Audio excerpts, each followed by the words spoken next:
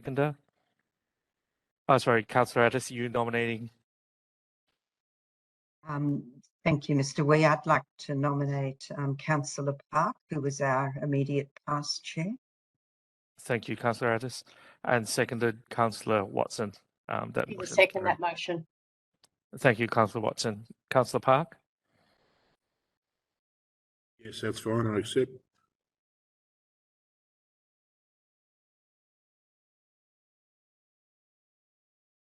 Thank you. That's carried and we can commence.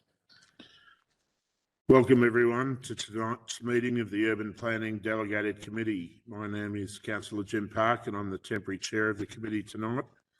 The Local Government Act 2020 enables council to hold virtual meetings with councillors participating remotely by electronic communication. The Urban Planning Delegated Committee meeting is being live streamed on the council website to enable public viewing of the proceedings, including councillor deliberations and voting. The meeting is also being recorded and will be made available on the council website as soon as practicable after the meeting. Should technical problems be encountered during the meeting may be adjourned until the problem is rectified, or if needed, the meeting will be postponed. I acknowledge the councillors present and on screen for tonight's meeting. There are also officers in attendance tonight who will be introduced when presenting their reports. Essentially, the purpose of this committee is to deal with issues under the Planning and Environment Act and the Building Act. This committee has delegated authority to make decisions on behalf of council. Councillors are familiar with the reports, which include a summary of the objections received. Tonight, we will be facilitating public submissions by electronic means of communication to hear from members of the community or applicants. I will call on you individually when it is time to make your submission, and you'll be placed into the meeting to present your submission. When making a submission, please present your viewpoints clearly and concisely on why you support or oppose the planning application. Please do not repeat what earlier speakers have said and keep your submission focused on relevant issues and points not previously raised. Importantly, focus on your concerns rather than matters of history or detail in the officer's report. If you are opposed to the planning application, please tell the committee why and suggest an alternative approach which would satisfy your concerns. There is a strict time limit of 3 minutes for each submitter. Whilst as chairperson I reserve the right to vary that time, I seldom do. At the 2.5 minute mark, I will announce that you have 30 seconds remaining to conclude your presentation. Moving now to the order of business. Apologies. Mr. Wee, do we have apologies for this evening? Through you, Chair, Councillor Thompson and Councillor Stavru, our apologies for this evening. Thank you. Item 1, adoption and confirmation of the minutes of the meeting held on 18 July 2022. Councillors, I'm in search of a motion. Councillor Sinfield and seconded by Councillor Addis. Is there any opposition to that? I'll put that motion. Those in favour? Those against? That's carried unanimously. Item 2, declaration of conflict of interest of any councillor or council officer. Councillors and officers, are there any such declarations? No. Item 3. 3.1, Amendment C367, 57 and 60 Berkeley Street, Hawthorn. And that report is to be presented by Emile Dixon, Strategic Planner. Evening. Thank you, and through you, Mr. Chair. Good evening, councillors, officers and attendees. Amendment C367 seeks to apply the heritage overlay to 57 and 60 Berkeley Street in Hawthorn. Both properties have previously been assessed for their heritage significance, but were considered at the time to not reach the threshold for inclusion in the heritage overlay. Following a community campaign, council engaged Peter Barrett and Trethowan to reassess 57 and 60 Berkeley Street, Hawthorn, respectively. Both heritage consultants recommended that the properties be included in the heritage overlay as individually significant places. Preliminary consultation on the draft heritage citations was carried out in April and May 2021, and the EPDC resolved to commence the formal planning scheme amendment process in October 2021. Following the receipt of authorisation from the Minister for Planning, exhibition of Amendment C367 ran from the 12th of May 2022 until the 14th of June 2022. As a result of this, 33 submissions were received, with 2 submissions objecting to the inclusion of the properties under the heritage overlay and 31 supporting the inclusion of the properties under the heritage overlay. Key issues raised in the submissions related to the perceived intactness of the properties, the findings of earlier heritage studies in the area, and the ability of the properties to meet the requisite criteria for inclusion under the heritage overlay. Council officers have reviewed the submissions and provide a response to each submission in the table at attachment 1 of this report. The only change to the citations recommended is a minor alteration to the citation for number 57 Berkeley Street, Hawthorn, which requires clear identification in the statement of significance of non-contributory additions to the property made in a 1995 renovation. Officers recommend the UPDC resolve to seek appointment of an independent planning panel and refer all submissions to the panel for consideration. Thank you, Mr. Chair. Thank you. 10 people have indicated they wish to make a submission on this matter.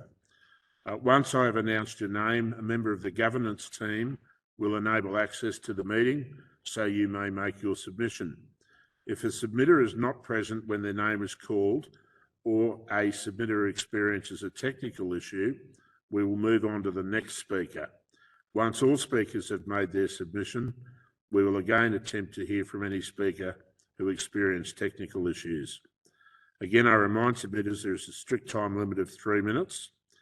Please commence the submission with your name and the suburb in which you reside. Our first submitter is Rosemary Blandon, and after we hear from Rosemary, the second submitter will be Brian Kean-Cohen. Good evening. Rosemary, is it? Yes, I'm just wondering if I could move down the list a little bit, because I've had a few technical issues getting into the meeting and I can't see anything. So I'm just wondering if I could go after a couple of other speakers, if that's possible. Thank you. How are we placed? Is the next submitter available?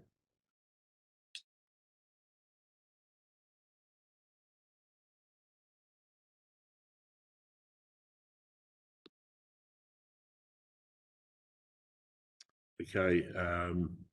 Brian, are you there? Can you hear me?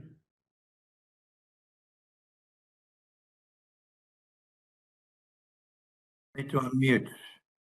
Hello, can you hear me? Yes, we can indeed. Can I ask you to start your presentation with your name and suburb, please? Yes, thank you, Councillor. My name's Brian Kean-Cohen. I reside in East Melbourne. Thank you, and you've got 3 minutes. Thank you, Councillor.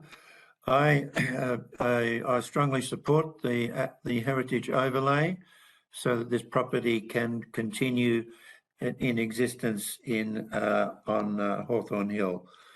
My involvement goes back a long time. I resided in the property between 1950 and about 1967, 68. I attended Scotch College during that time. I submit that the property is of high architectural and professional value in this sense.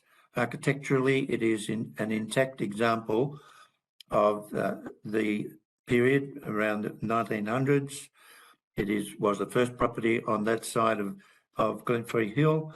It remains in a very good state, and I think adds a lot to the architecture of the region.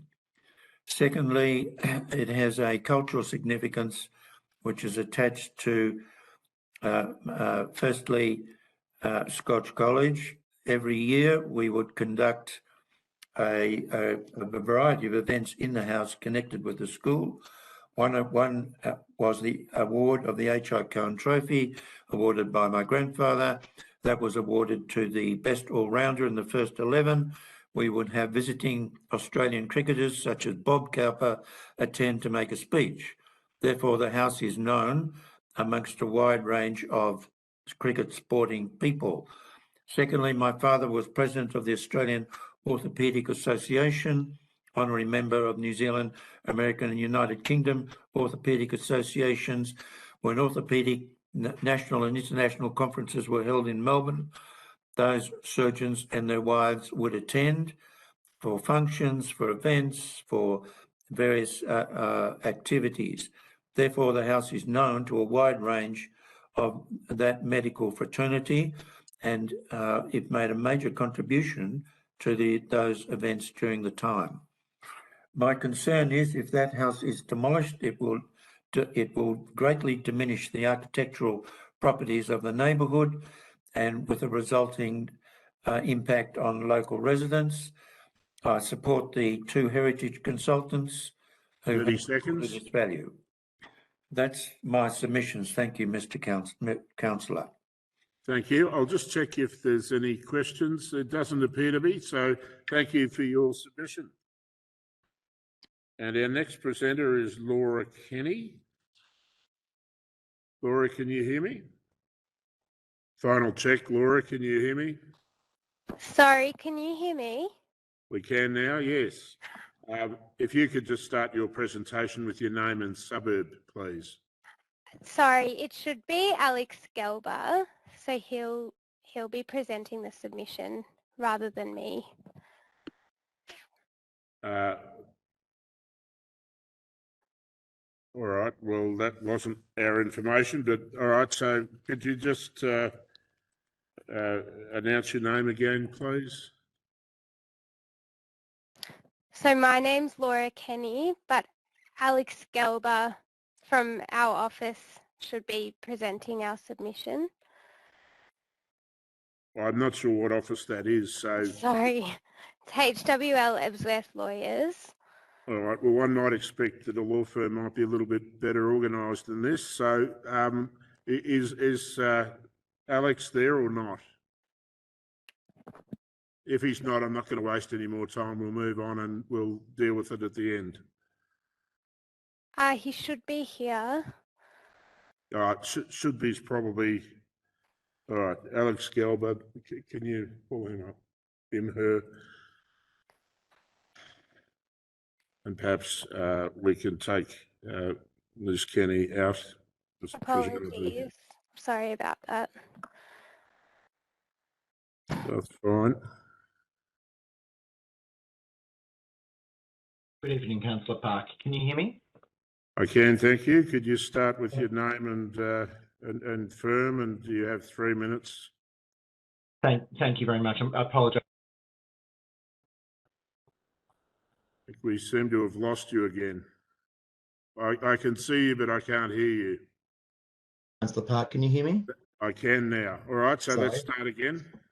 Sorry, Alex Gelber. I'm a partner at HWL Ebsworth Lawyers. I appear on behalf of the owner of 57 Berkeley Street, Hawthorn. Thank you. You may commence. You have 3 minutes. Thank you. Good evening, councillors, and thank you for the opportunity to present to you tonight. This matter has some history. The council has consulted has obtained a number of heritage reports, reports of heritage consultants over a number of years, and time again, those consultants have concluded that this property is not worthy of inclusion in an individual heritage overlay. Now, you'll be fully aware that there is a distinction between an individual heritage overlay and a precinct-based overlay. And to the best of my knowledge, those consultants have agreed that if this were a precinct, the property should probably warrant inclusion as a contributory property. But that's not what's happening here. Now, in light of the history of this matter, it's my respectful submission that the council might expose itself to criticism for opinion shopping. Now, that's usually a criticism of permit applicants, and so it should be. Permit applicants who seek the opinions of experts to support their position, rejecting those who don't support their position time and time again, ought to be criticised and ought to be criticised publicly. It's my very respectful submission that this property simply does not rise to the significance that warrants an individual heritage overlay. I want to turn my mind very quickly to the submissions received by the community. Can I just pause you there for a moment and just clarify which of the two properties you're speaking about? Yes, sorry, 57 Berkeley Street. Thank you. You've had the benefit of the summary of submissions received in respect of this amendment. Now, what's noteworthy about that is that despite 30 odd submissions being received, the vast majority have expressed very general concerns about the preservation of heritage values in Hawthorn, so they should. Broad concerns about overdevelopment of the area, to the extent that's relevant to this matter at all. But then we see submissions about the significance of parties and gatherings at these houses, which have no bearing on heritage significance whatsoever. So I'd urge the council to exercise 30 some caution seconds. in considering those amendments, those submissions to the amendment. So very quickly, you've received competing submissions to this amendment. You are required to either abandon the amendment or refer all submissions to a panel. Now, I understand you want to refer those submissions to a panel. I'd urge the council to be very cautious and especially careful with the ratepayers' resources in adopting a position at that panel. Thank you, Councillor Park. Thank you. Councillors, any questions? There is a question from Councillor Franco. Thank you. Thank you, Alex. Could you just confirm what you're seeking? What you're suggesting is that we not refer, and your preferred position is that we not refer 57 Barclay Street to the panel, specifically only 57 Barclay, and that's what you're proposing to us as a council? That's right. There is a legal nuance here you've picked up on, Councillor Franco. Under Section 23 of the Planning and Environment Act, because you have received competing submissions to the amendment, you cannot change the amendment in response to submissions. You're bound to either abandon the amendment or part of it. In this case, I'd invite you to abandon the part of it that relates to 57 Berkeley Street. If you don't do that, your only choice is to refer the submissions to a panel. However, if I'm answering your question directly, it is open to the council to abandon that part of the amendment which relates to 57 Berkeley Street and maintain the amendment, and I don't express any view on this whatsoever, in relation to 60 Berkeley Street. Thank you. Okay, thank you for your submission. That seems to exhaust the questions. Our next submitter is Neil Young. Councillor Park, can you hear me? I can, thank you. If you could start your presentation with your name and suburb, please. My name is Neil Young. I reside at 48 Kooyonkoot Road, Hawthorn, which is immediately adjoining 57 Barclay Street. Thank you. I strongly support heritage protection for both number 57 and number 60 Barclay Street. I want to focus on number 57. There is a compelling case for heritage protection.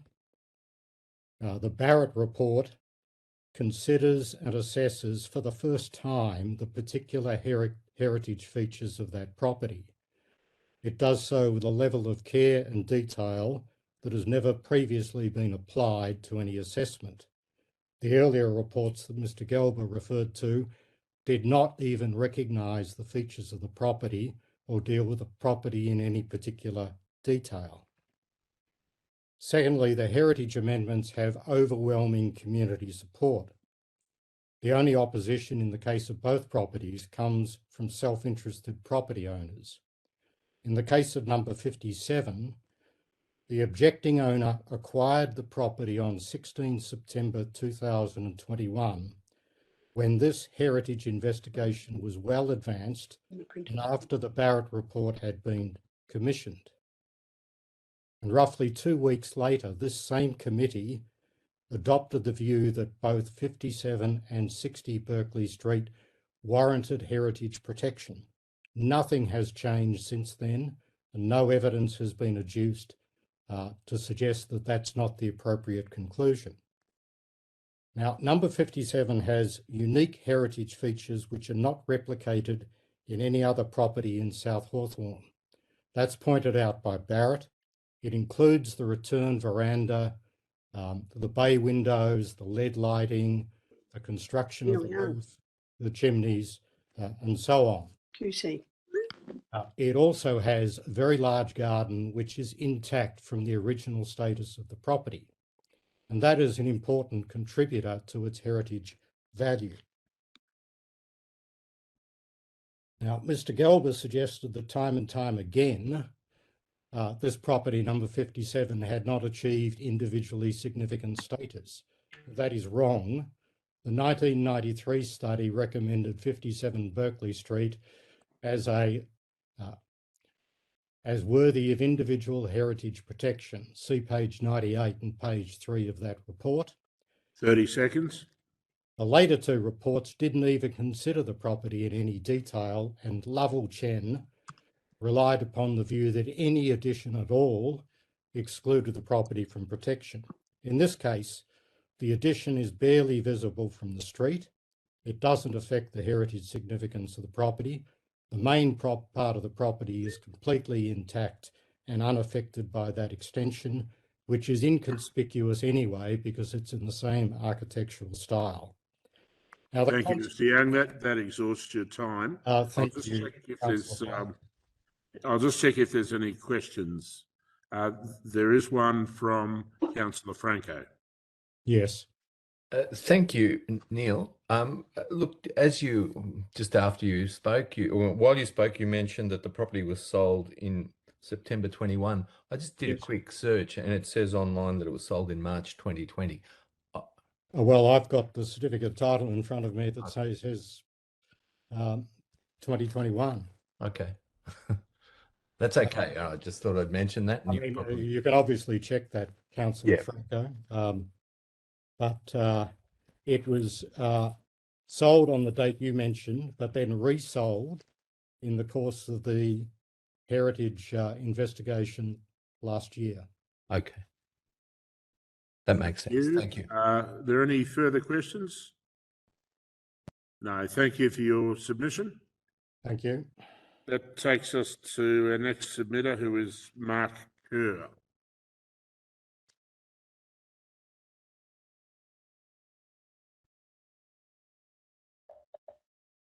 Mr. Kerr, can you hear me? I can hear you. Excellent. If you could start your presentation with your name and suburb, please. Yeah, Mark Kerr. I live at 37 Berkeley Street, Hawthorne. I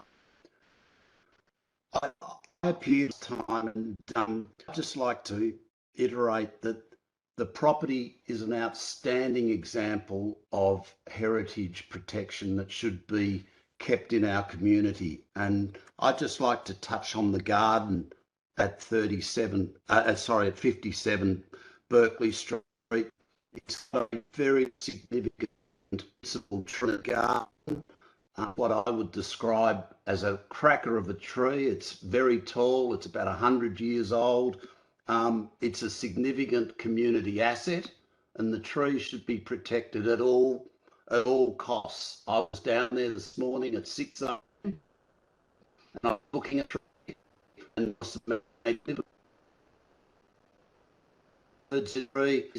birds on the property at any one time, and you've just got to go and stand there. You go next door to the property, there are 4 vacant blocks, all been razed to the ground.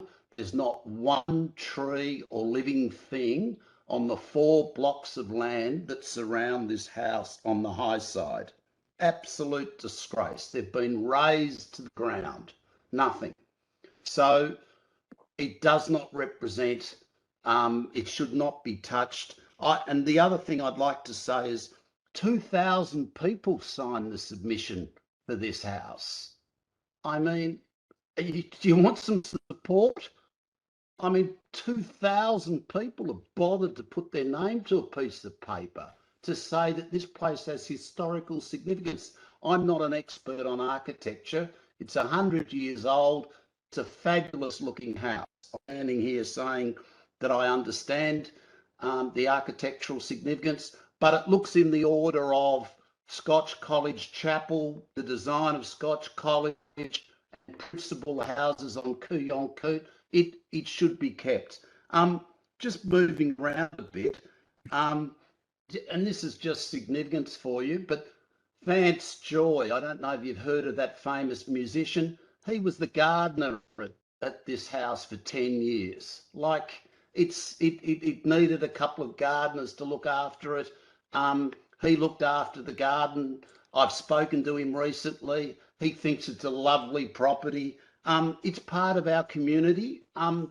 And the other thing you probably don't know is that there's a den of foxes that actually live under the house at the 30 moment. seconds. Yeah, a den of foxes. So it's a grand estate.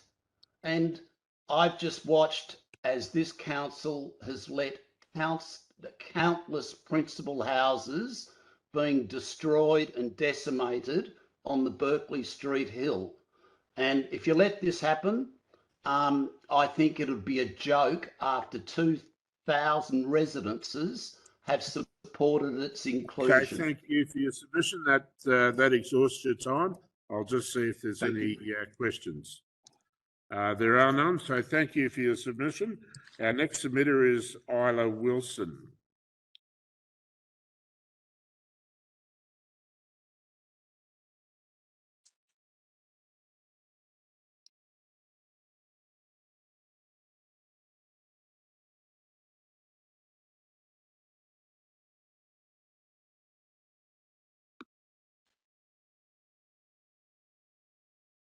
Good evening, Isla. Can you hear me? Can you see me? I can hear you. That's the main thing. I can't see you at the minute, but we can proceed regardless. If you could commence your presentation with your name and suburb, please. Yes, thank you. I'm Ailsa Wilson at 50A Kooyonkoot Road, and our rear boundary is shared with number 57 Barclay at the tennis court end of the property, which is behind the period garden. Tonight, I also speak on behalf of other elderly residents who know this property well and have known it most of their life, and who are unable to be here on Zoom. The most important is Jan Dimmick, a Birrendara Citizen of the Year, and who you all know, his grandfather was an early mayor of Camberwell. She knew the Jackson family, who lived there from 1930 to 1950. Because of that, she was there every day of the week to play with her girlfriend. And I've taken Jan to that property in the last couple of years, and she's confirmed it is the same beautiful, elegant Federation villa that she visited then. And that's right, it has got some plumbing and Wi-Fi that's been added in, so a family is able to live there, but the essential features are there. I also speak on behalf of Jan Nathan, a past mayor who was unable to Zoom in tonight, who's particularly concerned about the social history of the property. And Brian Keon-Cohen has touched on this, and it's true that to date, Peter Barrett's Heritage Report hasn't actually added the extra characteristic of the significance of the people who lived there. But the tables and the charts and timelines that I've already collated for council and that the officers have do show that the 5 owners since 1918 have been very significant members in the community in Hawthorn and Melbourne. Major retailers, major medical orthopaedic surgeon. Mr. Jackson set up the Australian paper mills and developed wide roll paper that was sent around the world and is a significant Australian contribution. After that, it was after the Keon-Cohens, it was the Nielsen's, who is known as the father of radio, who had the first radio licence for 3UZ and was the Lord Mayor of Melbourne. And then it was the Tuckwells, and we all know Mr. Tuckwell invented an important trading product and also meticulously spent money to restore that home to a period feature. Number 57 is unique because it is not a row of terrace houses. It was never designed as a row of terrace houses like Fitzroy and Carlton have. It was designed to be a unique period house on the hill where no other property stood, with clear views through those lead light period windows and the verandas down to the 30 Gardens seconds. and the Yarra River. When it was built and designed, Scotch College didn't exist there. They were at East Melbourne. Kooyong Tennis Court didn't exist there. The freeway didn't exist there. This is a unique property that was designed to be the only house south of Calantina, and it was uniquely designed to take advantage of the landscape and the views and all the characteristics that Peter Barrett describes in his report make it unique with its garden setting. Thank you. That exhausts your time. I'll just check if there's any questions, and there doesn't appear to be, so thank you for your presentation. Thank you. Our next presenter is Charles Tuckwell.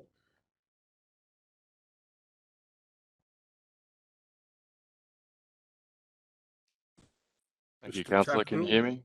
Yes, we can. We can't see you, but that's okay. If you could commence with your name and suburb, please. My name's Charles Tuckwell and I live in Richmond. I speak tonight in support of both heritage overlay applications. I had the privilege of growing up in number 57, living there from 1995 to the late 2000s. I note that, though they can't be here this evening, the rest of my family supports this application. The reports that have been presented to the committee make clear the architectural and historic significances of the property, so I won't rehash them here. Instead, I want to offer the perspective of someone who experienced firsthand the role the property plays in the community as a sort of meeting place. The first thing to greet any visitor of the property, or indeed to greet any passers-by, is the incredible front garden. I would be remiss at this point not to credit my mother with the enormous amount of time and energy she spent on its upkeep, and indeed to Vance joy. But the reason my mother did so was not merely for our benefit. She knew that the garden served as a bridge between the house and the street and the broader community. And anything that does this is worthy of care and consideration. I remember vividly being a young boy, sitting in my dad's study at the front of the house and watching passers-by stop to admire the garden and to smell the roses. As a teenager, I would mow those lawns and chat with the same passers-by. In my ignorance of youth, the importance of the garden as a source of admiration for neighbours and visitors alike was lost on me. My parents, like any good custodians, with an understanding that what they hold belongs not just to them but to all, opened the house to visitors often. During the school term, we would host weekly concerts with up to 40 people. My classmates, their mums, and even their siblings would arrive en masse for an afternoon of fun and play. These concerts were a weekly fixture for nearly a decade. For our parents as friends and colleagues, and the broader school community, the house became a watering hole. Its proximity to school, to town, and to shops made it a natural meeting place for all. The importance of the house to the broader community is not entirely dependent on the owner's proclivity to host guests or maintain the garden, though. Indeed, as we've observed in recent years, the idiom, "you can't polish a turd," operates in reverse too. No matter how much one may neglect a garden or isolate a property from the outside world, you cannot make that which is beautiful ugly. 30 seconds. In conclusion, to deny 57 Barclay Street, and indeed 60 Barclay Street, heritage overlay would be to share the ignorance of my lawn mowing youth. To watch passers-by, admire that garden and house, and to think, no, that is not worthy of preserving for future generations. They don't deserve to enjoy what we ourselves enjoyed. Thank you, Councillor. Thank you. I'm just going to pause proceedings for a moment there before I ask if there's any questions. Oh no, we lost the mayor, but I believe she's back. Yes. Okay. So thank you. So are there any questions for the submitter? No. Thank you for your presentation. That takes us then to Jane Nathan, who is our next presenter. Oh, that's the Jane. Then Megan Robertson. Megan, can you hear me? Yes, I can hear you. Are you able to hear me? We can. Can't see you, but that's okay. I'm hoping that's going to start soon. That it has indeed. So if you could start with your name and suburb, please. Dr. Megan Robertson, and I live in Calantina Road, Hawthorne. I am presenting here to support the two applications.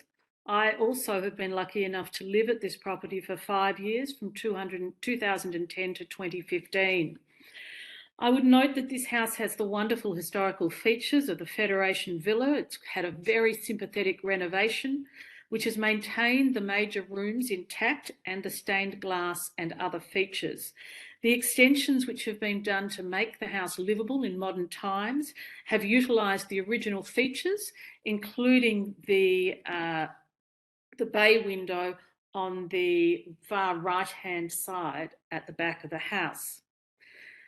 I think Charles has also already spoken about the garden, and the horticultural importance of this established garden cannot be overestimated.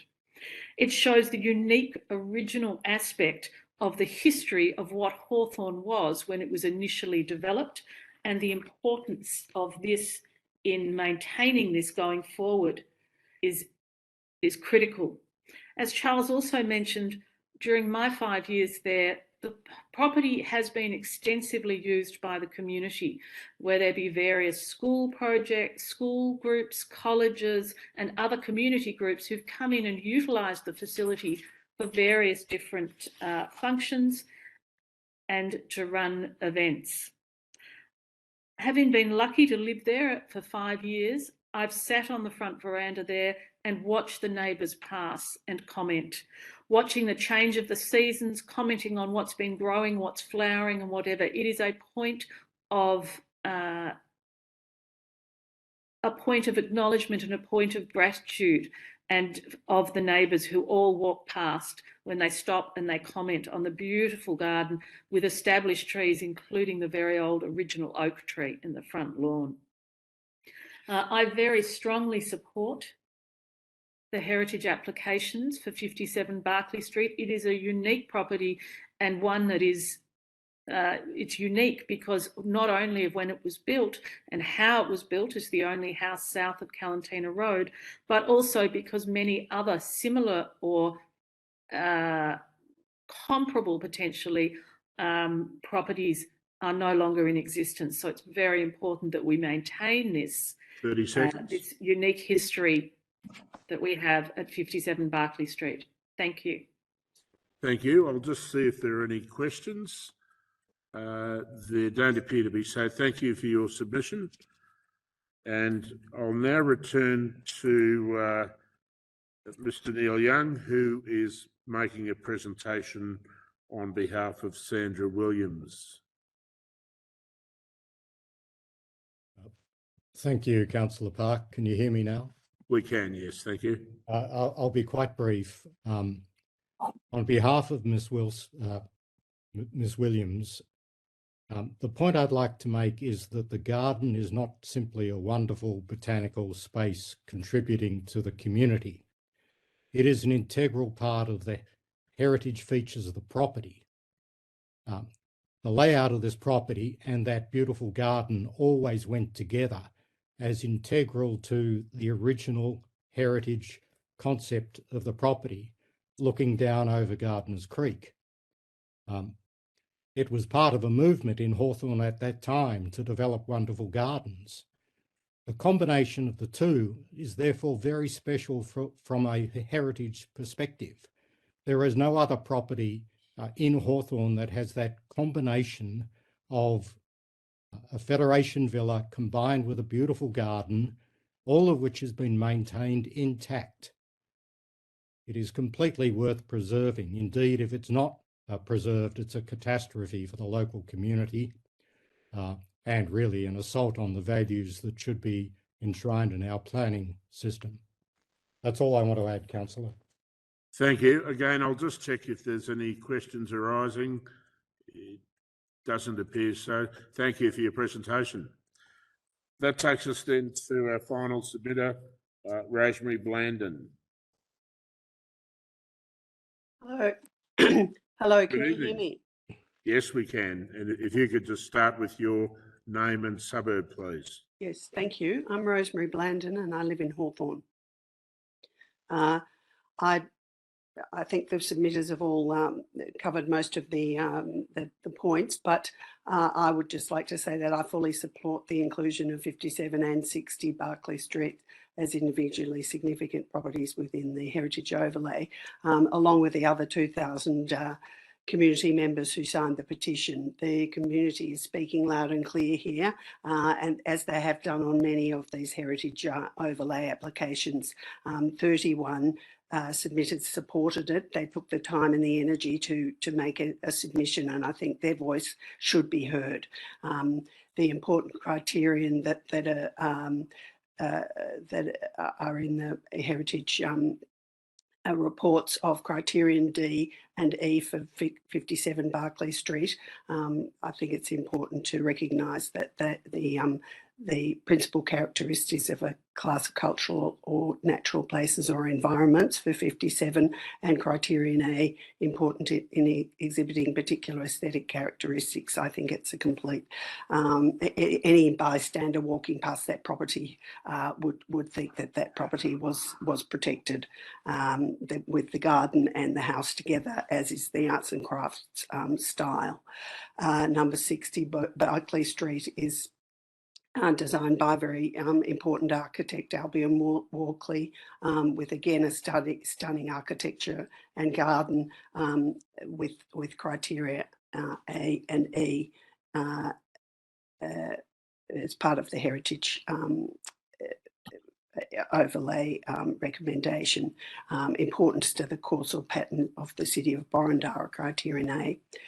The council is responsible, as they are well aware, for heritage in local areas. They're the ones who instigate the heritage overlays, and really the community expects them to do this very important job that they are bound and obligated to perform under legislation. In particular, I'd like to point out that their role under legislation is to identify, assess and protect heritage places on an ongoing basis.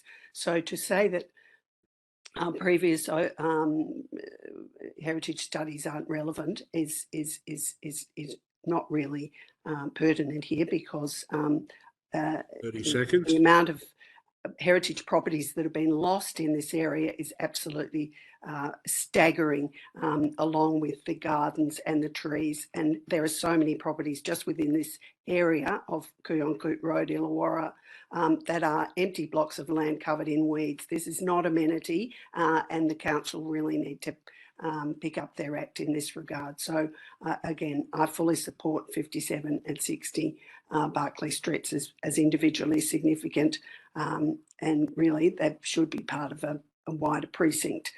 Thank you. That exhausts your time. I'll just check you. if there's any questions. There doesn't appear to be, so thank you for your presentation. That concludes our submissions tonight on this item. So I'll return to Mr. Dixon. Could I just make sure that my microphone is off? I'm not quite sure how. It isn't off, but I don't seem to have the right page, and I can't seem to control the buttons, but I do want to hear the rest of the meeting. all right. Well, officers will endeavour to deal with that, and we'll keep proceeding. So that Mr. Dixon, thanks. Thank you, Chair. I can address the commentary provided by Mr. Gelber.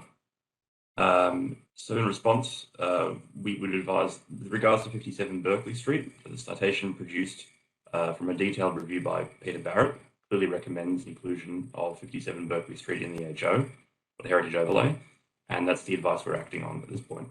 So as mentioned earlier, officers would recommend that a panel be appointed to review the total information provided and make a determination then regarding the assessment of the property. Thank you, Chair.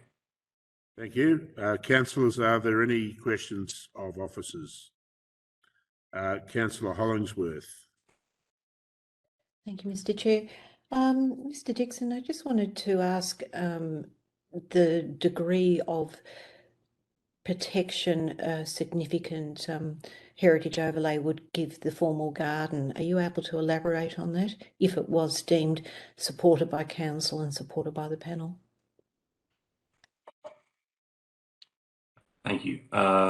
Regarding the garden, I'm not sure at this exact point. Perhaps Mr. Williamson would be able to address that. Yes. Thank you. Thank you through Mr. Chair. So the heritage overlay only provides a certain degree of protection if a garden setting is identified as being of significance to the place. That extends to tree controls mostly in terms of requiring a planning permit for tree controls. What the heritage overlay cannot control, and there's actually very little planning controls at all that control planting and landscaping within individual properties. So from memory, I don't believe that tree controls are activated for this site at this instance. And that's based on the assessment by the heritage consultant, who's obviously reviewed all the information that we had received from the community on this property and also their own investigations. So at this point, that's not proposed. Thank you very much. So if it was supported by council and by panel, if there was an appetite to seek protection for significant trees, that would obviously be a second body of work at a future date. And yeah, it'd be very difficult to add that into the citation now. I understand, yes. And to particularly given the absence of a supporting recommendation from a heritage consultant on those issues. Right, yeah. Thank you. It's certainly within the scope of the panel based on submissions made at the panel hearing by any community member that might decide to participate in that process, for the panel to make recommendations for that to be investigated in the future, or whether they think that that might not be a transformative change and could be enacted as part of this amendment if they supported the heritage overlay for this site. Thank you very much. Councillor Sinfield and then Councillor Franco. Thank you, Chair. I've got two questions. While this meeting was underway, I used the City of Burundara's new e-form to nominate a significant tree. I'm wondering if officers might be able to shed some further light as to what protection, if any, that nomination will do.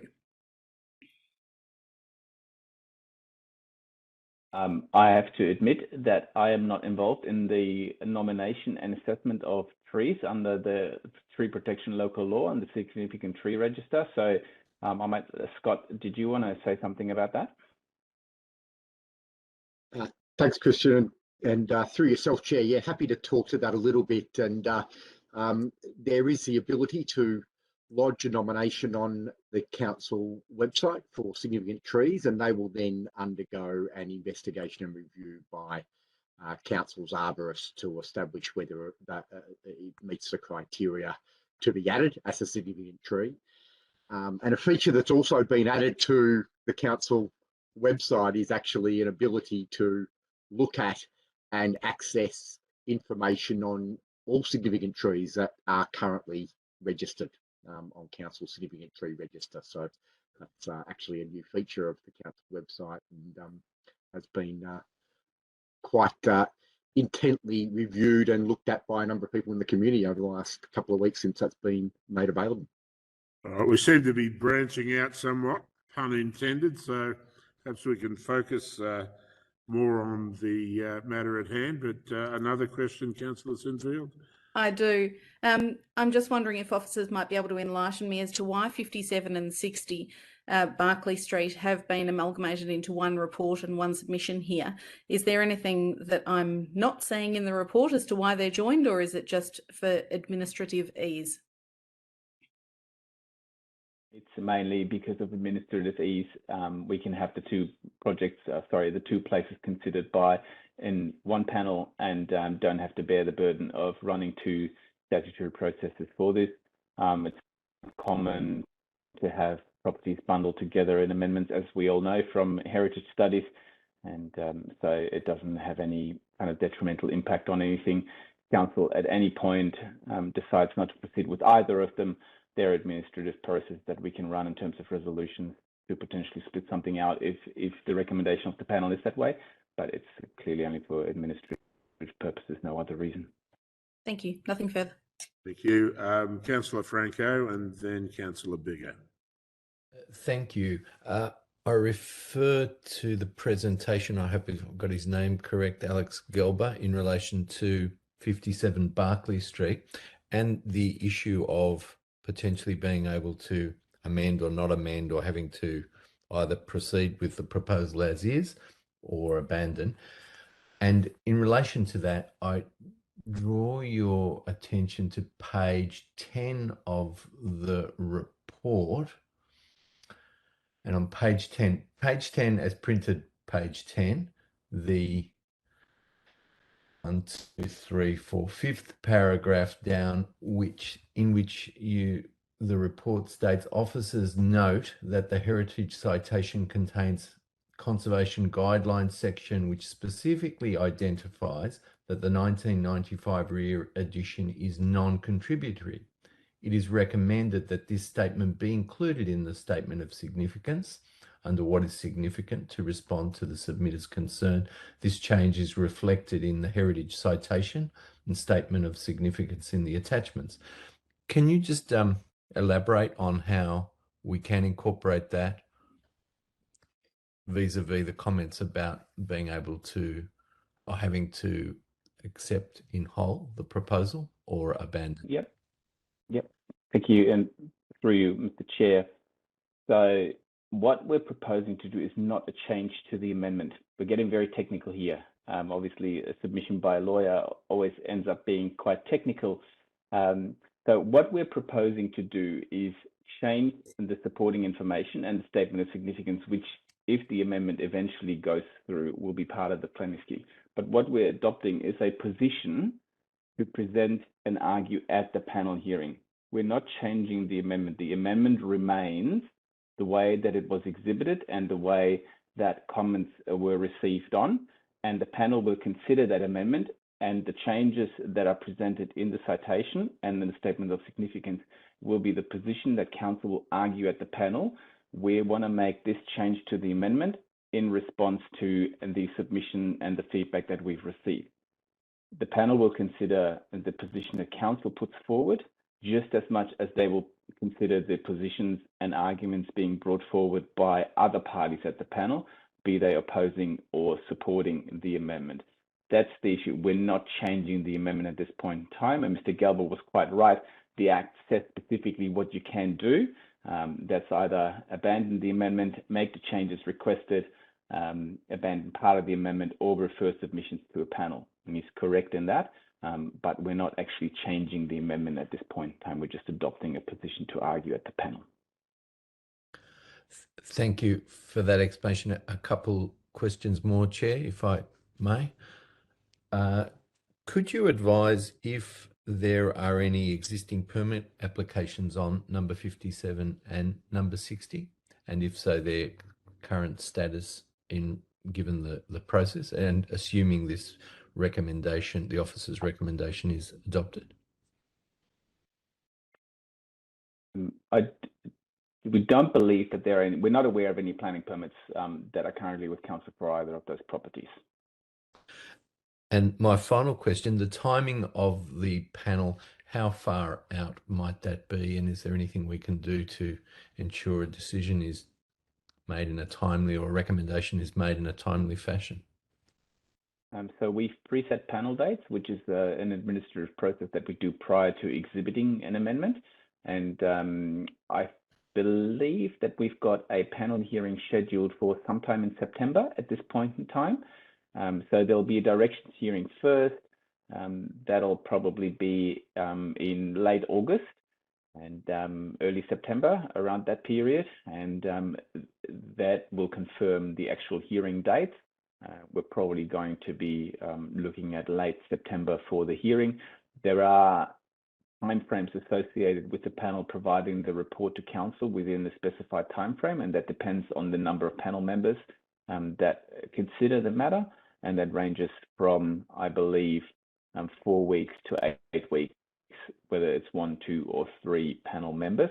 But that's important to note. It's not a statutory timeframe. So while planning panels Victoria are generally pretty good in providing the reports within the timeframe, sometimes that can be they can go beyond those timeframes. And then it's obviously a matter for officers to review that report and bring a further report to the UPDC to consider the panel's recommendation and the next steps. Thank you. Councillor Bigger. Yep, no questions. I would just like to foreshadow a motion when the time's right. I think we've exhausted questions. Councillors, let me know if that's incorrect. So, Councillor Bigger, your motion. Yep, so I would like to move the officer's recommendation. Do we want to show that on the screen? Well, yes, we can, and that's seconded by Councillor Sinfield. Before we put that up, let me just check, councillors, is that motion opposed?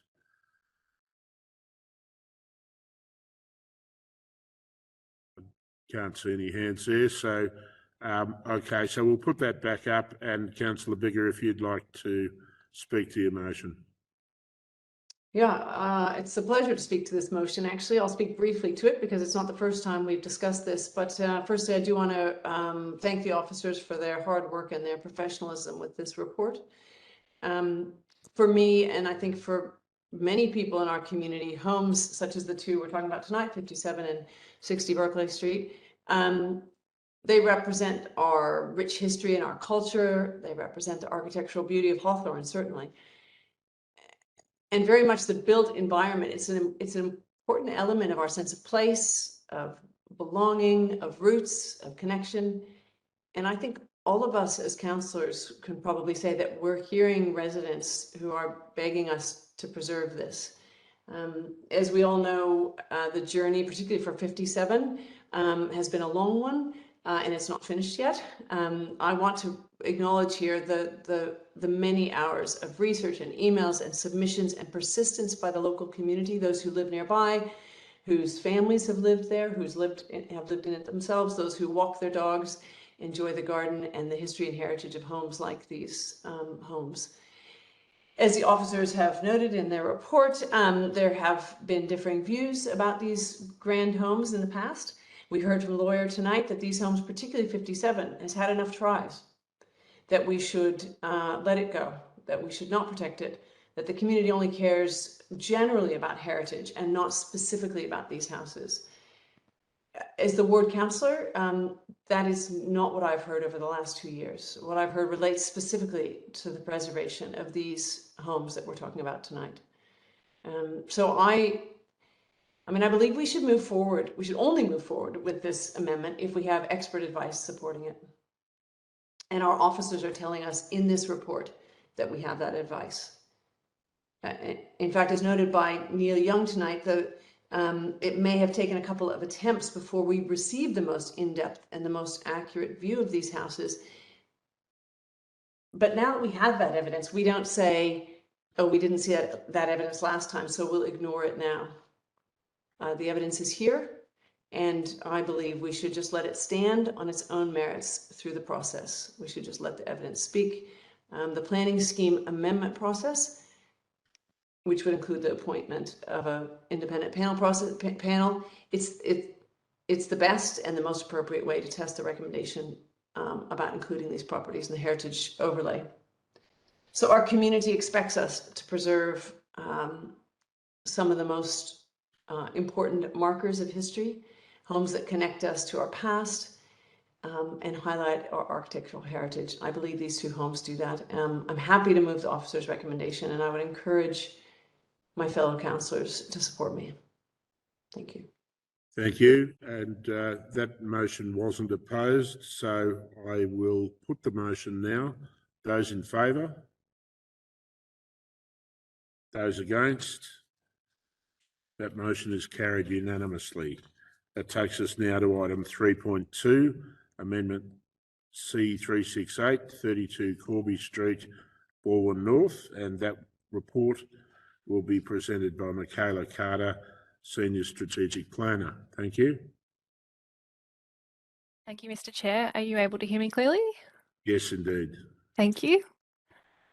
This report is to inform the committee of the outcomes of the exhibition of Amendment C368, the officer's response to the submissions, and the recommended change to the citation.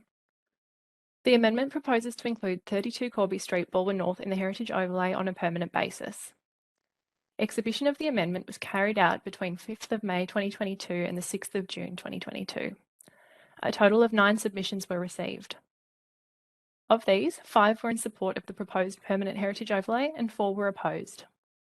Since the publication of this report, a further 2 supporting submissions have been received, bringing the total to 11 submissions, 7 supporting and 4 opposing.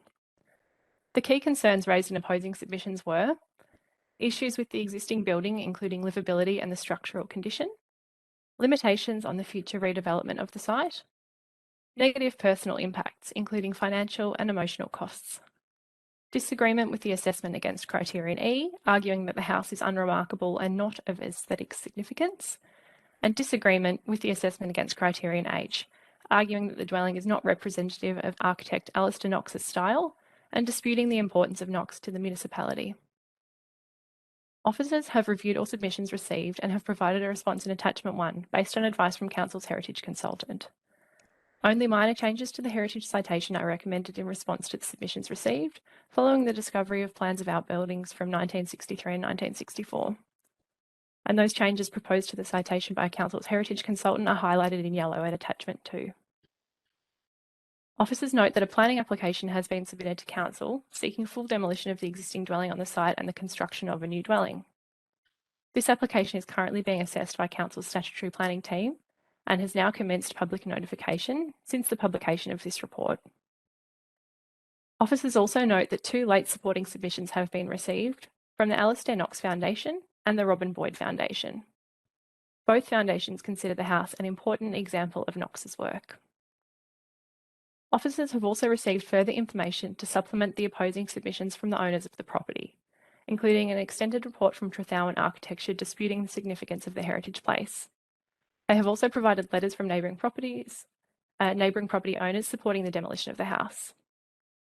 Officers referred the additional report prepared by Trethowan to Council's heritage consultant, Built Heritage, and after reviewing the report, Built Heritage maintained their recommendation that the house meets the threshold for individual significance. Overall, Council's heritage consultant does not consider the Trethowan report presents any credible argument to not include the property in the heritage overlay. 2 further late emails were received from the owner of the property last night and earlier today, relevantly including an excerpt of what appears to be a heritage report from Lovell Chen Heritage Consultants. The undated and untitled image is of a conclusion paragraph, appearing to dispute the findings of Built Heritage's citation for the place. Without having been provided the report in full, officers did not find anything in this concluding paragraph other than a difference of opinion on similar grounds to those already offered by Trethowan and responded to in the body of the report. Officers did not refer this paragraph to Council's heritage consultant as there is insufficient substance to respond to at this time.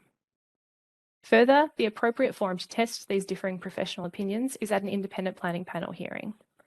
As such, officers seek a resolution to request the appointment of an independent panel by the Minister for Planning and to refer all submissions to the panel for consideration. Thank you.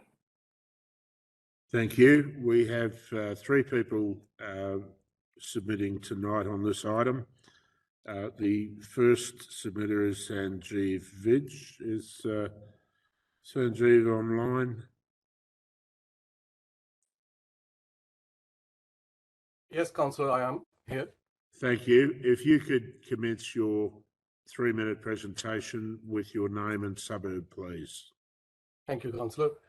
My name is Sanjeev Vij. I am the owner resident of 32 Corby Street, Baldwin North. I oppose the heritage overlay proposal. In my view, appreciation of heritage, just like the appreciation of art, can be subjective and views can differ even amongst passionate followers, whether heritage overlay on a dwelling is warranted or not. The nuanced assessment process would ensure that heritage overlay is applied only to very deserving dwellings. Experts who uphold the heritage process in such a way ensure that the broader society does not become cynical and skeptic of heritage itself. Biased activism in the name of expertise runs the risk of jeopardizing the standards and sanctity of the process. Heritage in private domain is a sensitive matter that resonates very differently in those who want it applied on anything and everything versus those who get affected by the overlay. Submissions in various overlay proposals flow along these predefined lines. Therefore, the unbiased view of the actual street residents regarding the merits or absence of merit should also matter, and matter heavily, because they are the ones who live around it. They are the community for whom heritage process was set up. In light of these points, the following I mentioned following points. The subject dwelling has evoked zero romance in the neighborhood. It remains a generic example of mid-century modern, as Built Heritage itself called it in their 2015 report. Beginning in 91, then 23, then 2020, the experts engaged by council never picked this property as a good example from the street view to include in the immediate overlay or to even include in future reviews for potential overlay. Nothing for better has changed since.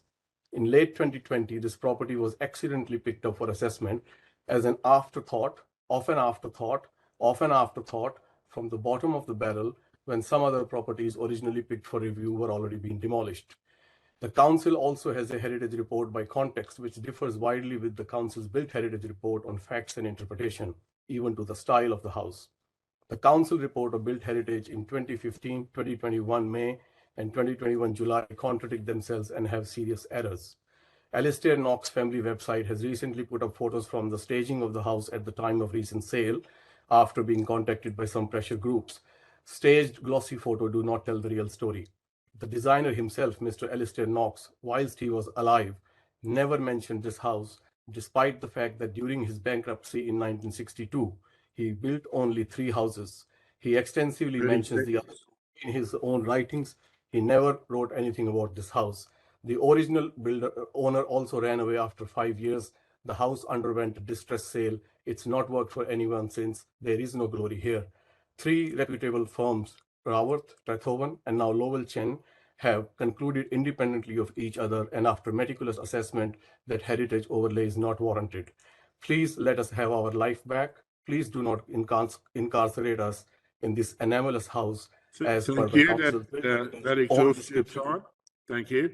I'll just check if there's any questions. There doesn't appear to be, so thank you for your presentation. Our next presenter is Ava Vidge.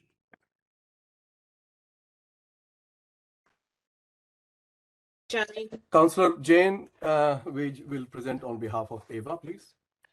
Okay. My name is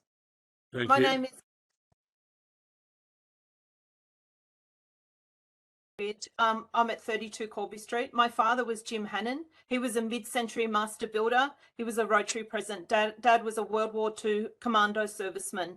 I understand good design and mid-century architecture very, very well, having lived in a ball and mid-century modern home for the first 20 years of my life. It was landscaped by Gordon Ford. All of these people were family friends. I've now lived at 32 Corby Street for a year. It's poorly designed, poor representation of mid-century style, definitely a substandard build, which is absolutely failing and is unsafe. It hasn't worked for anybody. The building defects cannot be rectified. The house is mouldy, dark, environmentally poor. The original views of the Yarra Valley, they've all gone. It doesn't make any sense on the block. Neither would Knox want to be known for it. It's all the things Knox hated. It's not mud brick, it's not recycled, it's not integrated into native Australian earth bush.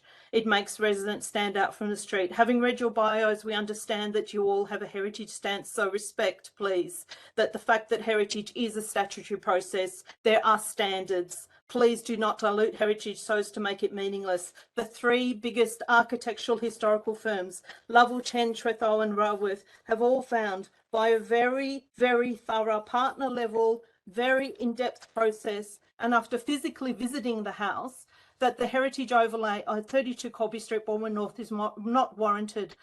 Lovell Chen have a very long history of heritage conservation. They have decades of experience. So does Raworth and Trethow. Community expectation is that councillors do not make decisions based on what the activists and the special interest groups think, or based on a very few unrealistic glamour shots. These shots are taken for the purpose of a sale. They don't represent the truth of this house. The truth is, as engineers have said, the house is structurally unstable, unrepairable. We are a family. Please remember that. Fighting this has already cost us $40,000 of our family money and 12 months of our lives. Going to a panel will cost our family around $50,000. This is what you're making us spend further if this goes ahead. Please, we've got 3 very, very solid people, Lovell, Chen, Trethow and Raworth, all saying this heritage overlay is not warranted. Please spare us having to spend more money. It's exhausting as a family. It's taking a toll on us. Sanjeev is a senior specialist ICU consultant. He's been working at the front line of this pandemic since the beginning of 2020. He's risked his life. We've all risked our lives. There was no vaccine or proper protection. Fellow ratepayers of Balwyn North agree that heritage overlay is not warranted. We've door knocked. We've got signatures from people. The proposed build is well designed. It's very important for me. As a 12-year-old, my father died suddenly when I was 12. It's very important for me to build our own mid-century modern style home. The dwelling that we have designed is beautiful. It would look stunning from the street, allow for the pin oak in the front yard to Okay, keep growing. thank you. That Generous exhausts your landscape. time. I'll just check if there's any questions from councillors. Councillor Addis has a question. Thank you very much, Chair.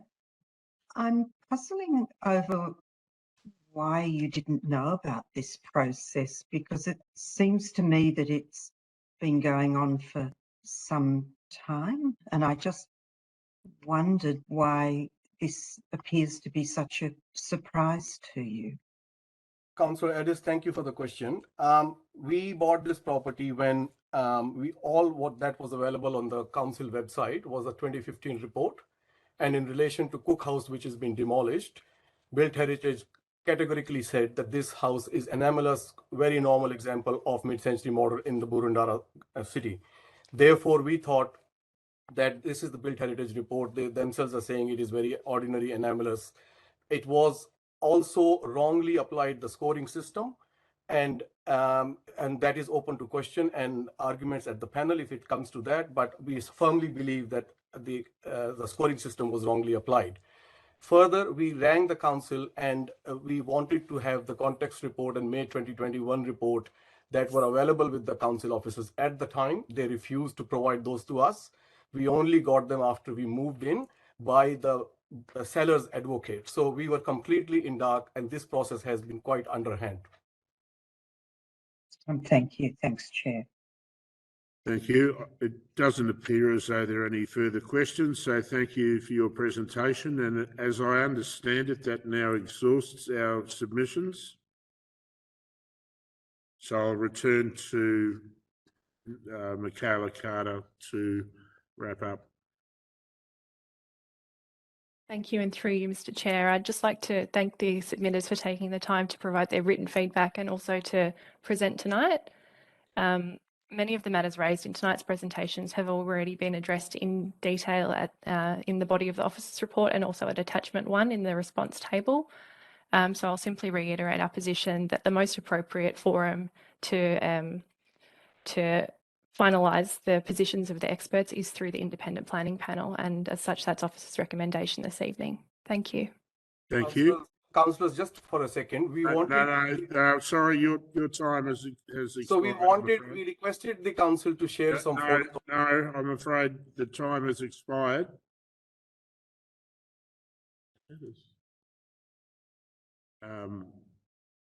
Councillors, are there any questions of officers? Councillor Hollingsworth. Thank you, Mr. Chair. Ms. Carter, listening to the presenters this evening and reading emails and information provided, in this situation, because the residents are living in a property, is there a way to escalate a panel hearing to facilitate this case being heard if it was supported by council this evening to adopt the officer's recommendation and proceed to panel?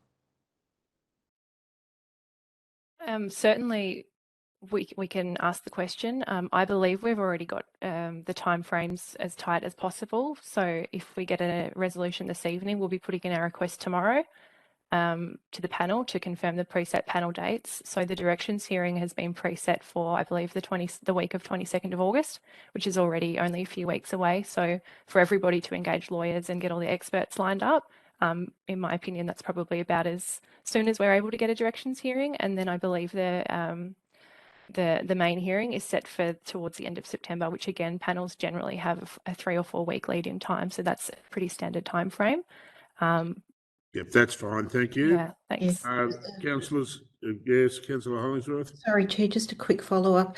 The presenters spoke about the cost to them to present at the panel hearing.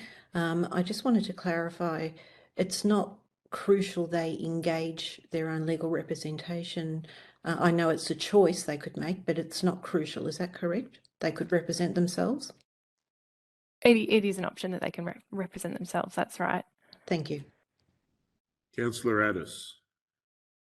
Thanks very much, Chair. I feel obliged to ask the question in relation to the suggestion that we would refuse to give out a report, and I'm just seeking some clarification whether that would be the case, and if it were, why it would be the case. I might need to refer to Mr. Wilmson on this. I wasn't, I was on leave at the time, so I wasn't managing the project. I don't believe we would have refused to provide that access, but I'll refer to Mr. Wilmson to clarify.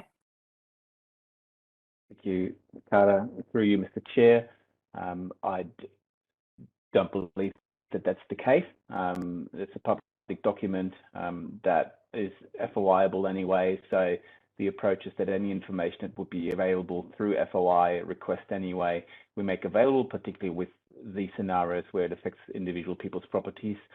In this instance, I just wanted to clarify too that the previous owners were notified and they were very well aware of the heritage investigation of this property. We had meetings with them. They actually requested a peer review of the context citation, and I think that's set out in the report as well. So I think the property was purchased after that was already undertaken. So in the process of the investigation that the previous owners were aware of, the property was purchased by the current owners. Any information that would have been available publicly since then, we would have provided. Thanks, Chair, and thanks, Mr. Wilmson.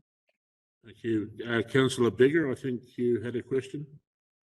I did. It's just along the same line. Just I was a bit confused myself about the timing on page. Can I just check that whether this date is correct on page 6 of 53, where it says property owners in the 4th paragraph. Property owners were notified in August 2021, and then further down it says that it seemed like an earlier date came. So is that correct, or would that be August 2020?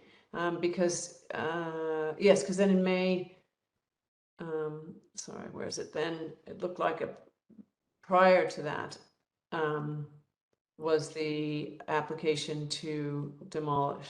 So I just was trying to understand the timing.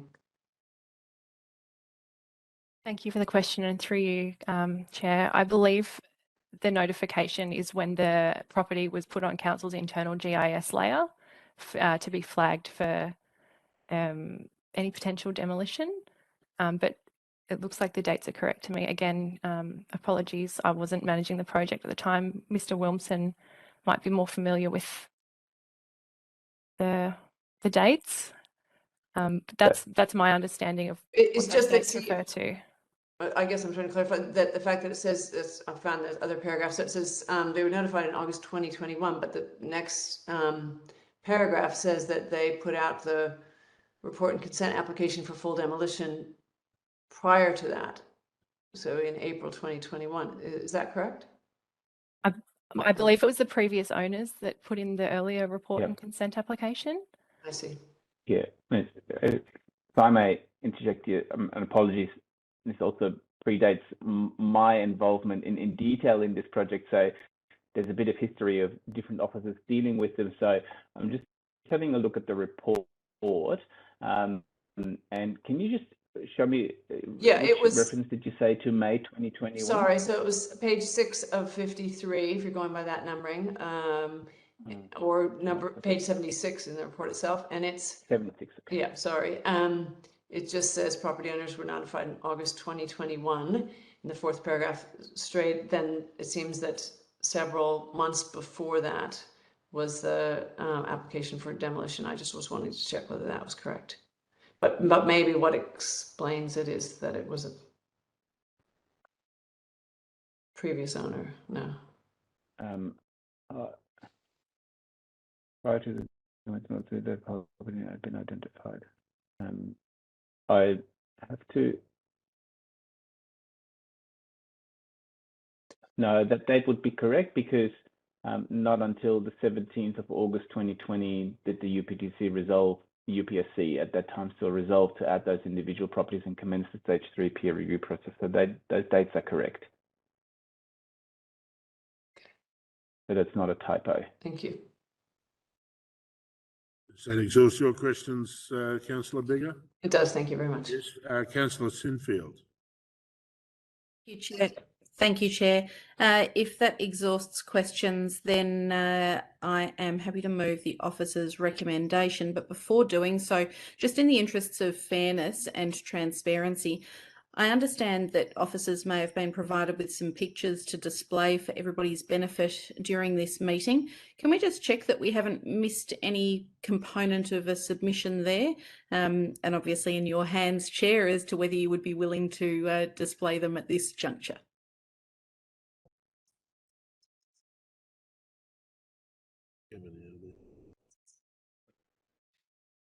They weren't asked for by the submitter, but I hear your point. I think we'll just quickly have a look at them.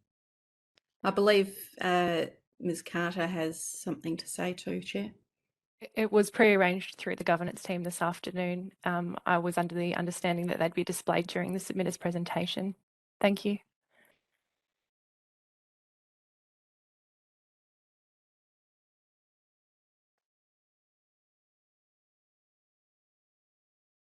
Excuse me, Chair. Is there any way we could see the full picture? Because I'm only getting half of it.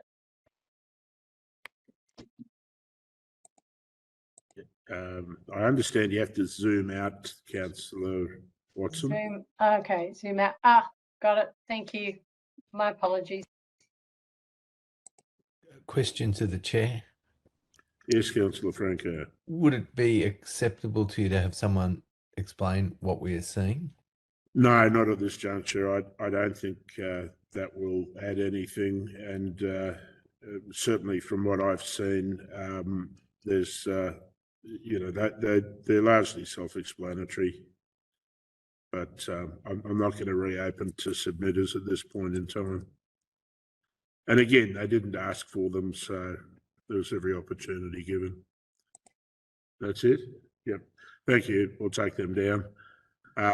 Councillor Sinfield, you had a motion? The officer's recommendation, please, Chair. Is there a seconder? Councillor Addis. And is that opposed at this juncture? It doesn't appear so. So, Councillor Sinfield, if you'd speak to your motion. Thank you, Chair. I understand that this is in your ward, but as you are chairing for ease, I'm very content with the officer's recommendation, as I understand you are too. This is largely procedural and in the interests of fairness. None of us? No. Councillor Thompson's not here tonight, I was going to say, and Councillor Watson has got some background in it, but you know, none of us are experts in planning matters. And so I think in the interests of fairness and transparency, the most appropriate thing to do at this point is to refer it to the panel in accordance with the officer's recommendation. The panel will then review it and advise us of the outcome. They are ultimately the experts.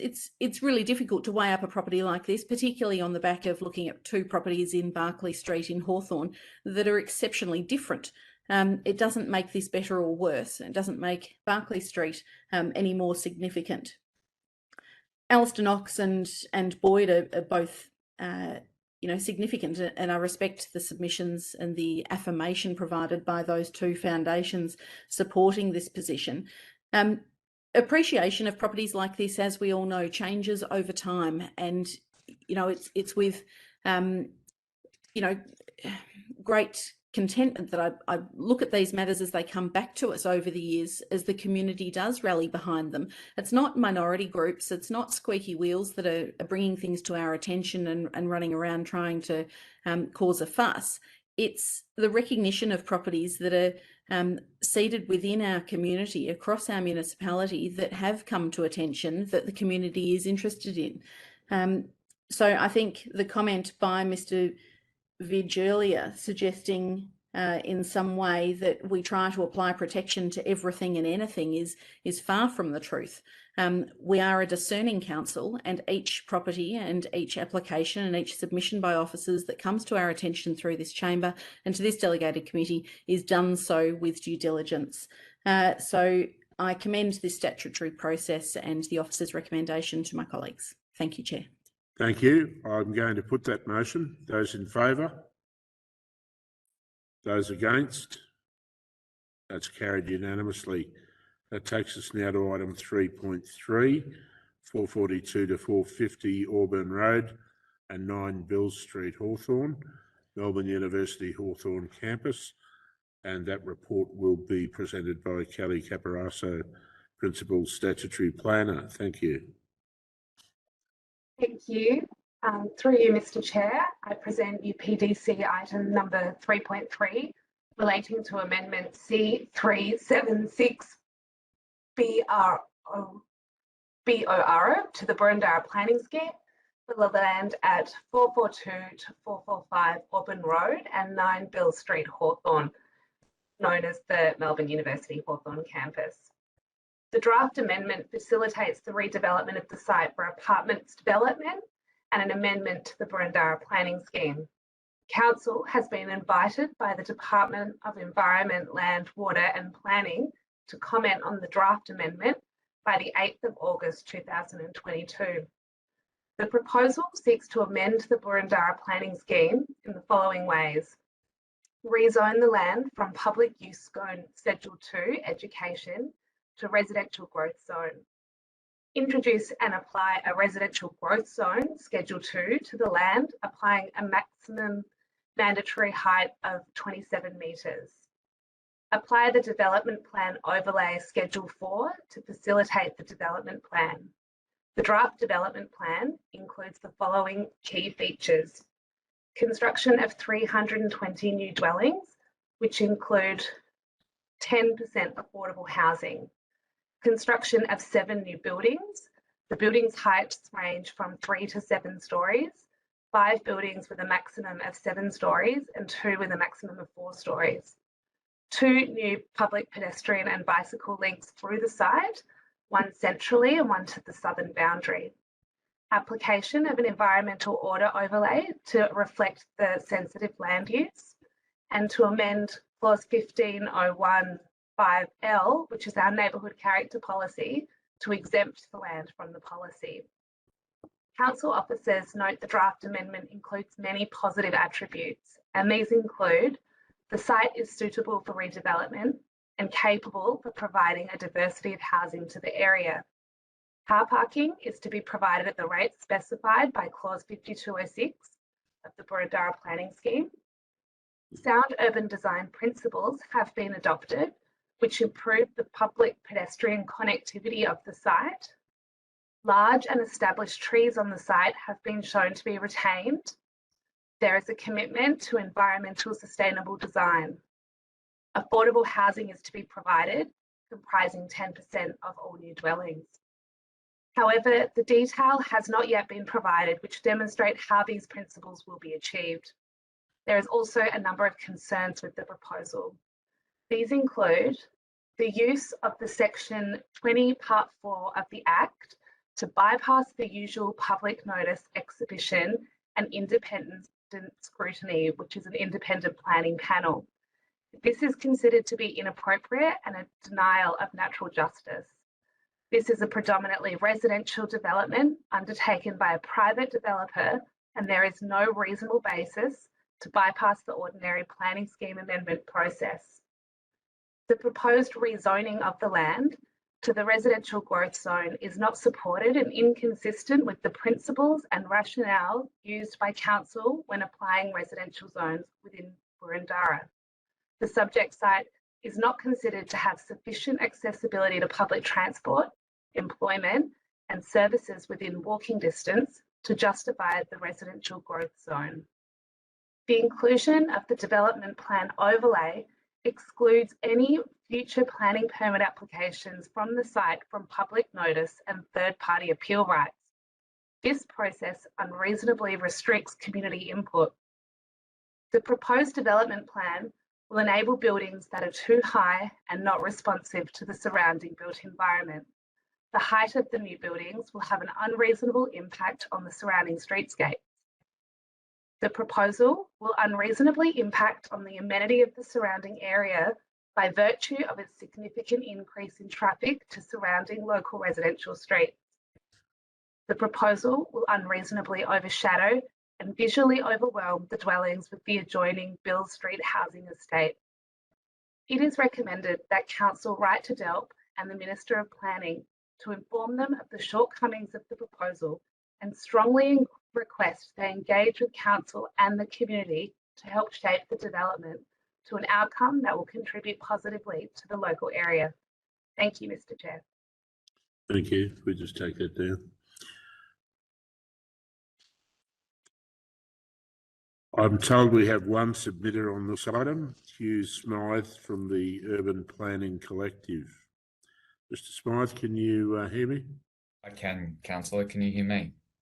I can. So if you could commence your presentation with your name and business address. Thank you. Thank you. My name is Hugh Smythe of Urban Planning Collective. I'm presenting to you tonight on behalf of the University of Melbourne and Hampton Group, the proponents of Amendment C376. Our business address is level 180 Dorcas Street in Southbank. Thank you. Thank you. Good evening, councillors, and thank you for the opportunity to speak to this matter tonight. We'd like to thank councillors once again for the opportunity to provide you with a briefing. We'd like to thank councillors once again for the opportunity to have provided you with a briefing on our client's plans for this special and unique site 6 weeks ago on the 20th of June. We don't propose to repeat that briefing this evening, but we did want to confirm that our client has met their commitment made to councillors on the 20th of undertaking an extensive community engagement program in addition to the consultation process required by the Minister for Planning. In this regard, I confirm that Hampton has, at the commencement of the consultation period, letterbox dropped 635 surrounding homes within a geographic area designated by council officers, placed prominent signs on the site's 4 frontages alerting the community to the project, hosted a community engagement website with copies of all relevant documentation made available for download, including the presentation to councillors from the 20th of June, arranged and hosted 3 separate community information sessions on site within the university building foyer over the course of the consultation period, all of which councillors and council officers were invited to attend. They were on the 21st of July from 6:30, Tuesday the 26th of July at 6:30 and Friday the 29th of July at 12:30. We reached out and offered briefings to a number of key local community groups, the Hawthorn Hockey Club, Hawthorn Cycling Club and the Kooyonkoot Alliance, and responded promptly to all queries received from members of the community during the consultation process. The community information session provided a valuable opportunity to explain and discuss the proposal directly with the community. At each of the 3 sessions, between 5 and 15 residents attended. We are grateful to those members of the community and council who took the time to attend these sessions and for the feedback provided. Our clients are presently reviewing the feedback and suggestions received and considering whether any aspects of the proposal could be enhanced in reply. We also welcome the council's feedback on the proposal. We have sought to meaningfully engage with council as well as the community, reflecting a strong desire on the part of the University of Melbourne and Hampton to ensure that this project makes a long-lasting positive contribution to the future character of Hawthorn. Our team has commenced a process of reviewing aspects of the proposal in light of the issues canvassed by officers in the report you are considering tonight. Speaking candidly, there may be areas of disagreement between us ultimately. However, where there is opportunity to accommodate changes which might alleviate concerns of council, we are committed to work constructively with council to deliver a quality planning outcome for this site, area and community. We thank you for your time and consideration of the proposal. Thank you. I'll just see if there's any questions from councillors. There aren't, so thank you for your presentation. Thank you. I'll return to Ms. Caparaso for any matters arising. No, there's no additional matters arising from that. Thank you. Thank you. Councillors, are there any questions of officers? Councillor Franco and then Councillor Watson. Thank you, Chair. Could you, the report from council officers raises questions about process, but also questions the validity of the proposed residential growth zone. Could you tell me what residential growth zone, or could officers advise what residential zoning they would recommend for this site, and what zoning is on the Bill Street site and how that compares to the current site specifically? Thank you. The residential growth zone is generally applied in Boroondara along main roads where there's excellent access to public transport, walking distance to a major activity centre, and close to shops and everything. And there's also a character of apartment buildings. So if you think of somewhere like Riversdale Road or somewhere like that is where the residential growth zone has been applied. This site doesn't meet that same eligibility for the residential growth zone. Council's strategic planning department didn't want to recommend a new zone, but suggested that it could be a general residential zone with some kind of incorporated plan to allow potentially higher than the 3-storey maximum height. But yeah, we don't want to put forward, we haven't got the strategic work behind us to put forward a new zone sort of on the fly. And that's sort of fundamentally part of what's wrong with this application, is that the strategic work is not there. So the adjoining site to the south, the Bill Street development, is in the residential zone 4, but noting that that site didn't need a planning permit because it was entirely affordable and social housing. So it didn't actually need a planning permit, so it wasn't confined to the height restrictions of the zone. But Council's strategic planning department have noted that there are ways to increase the height within the residential zone from above 3 stories, and that there are ways to do that, and that would be explored if we had the strategic work behind it. Thank you. Could I, just to follow up on that, with residential growth 4, what if a property were not affordable housing, what would be the limits that would conventionally apply without any, not taking into account exceptions, etc.? 3 stories would be the maximum within the general residential zone, but there are ways such as an incorporated plan or a DDO to increase those heights. Thank you. Councillor Watson. Thank you, Chair. My question is concerning whether the. Let me rephrase. I'd like to know whether the administration is of a mind to brief the Shadow Minister for Planning. We are in an election year, and of great concern are the points that you raised regarding the lack of strategic work and also council being removed as the responsible authority. So has an approach been made to the Shadow Minister to brief him on this particular project? Mr. Walker or Mr. Storer? Happy to answer that through yourself, Chair. A specific approach has not been made to the opposition in relation to this project specifically. However, I'm aware that the general nature of this type of project has been raised in concern to the opposition about the structure of planning reforms and the nature of some of the changes that have set up a framework that allows this type of change to occur without the normal process. I see. Follow-up question, Chair. Would the administration be seeking to perhaps formalise an approach, given the long-term nature of this particular project and the impact it will have on Hawthorn?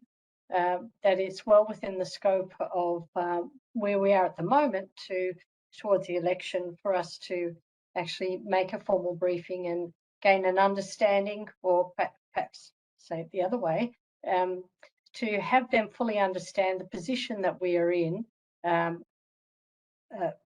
regarding this particular site. Mr. Storer. Thank you, Mr. Chair.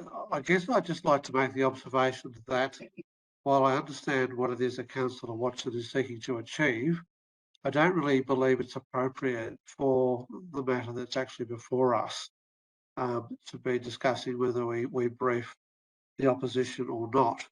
And I would just make the observation, I guess, that we can certainly do that, and we have briefed the opposition previously in relation to our concerns about the use of these powers by the Minister.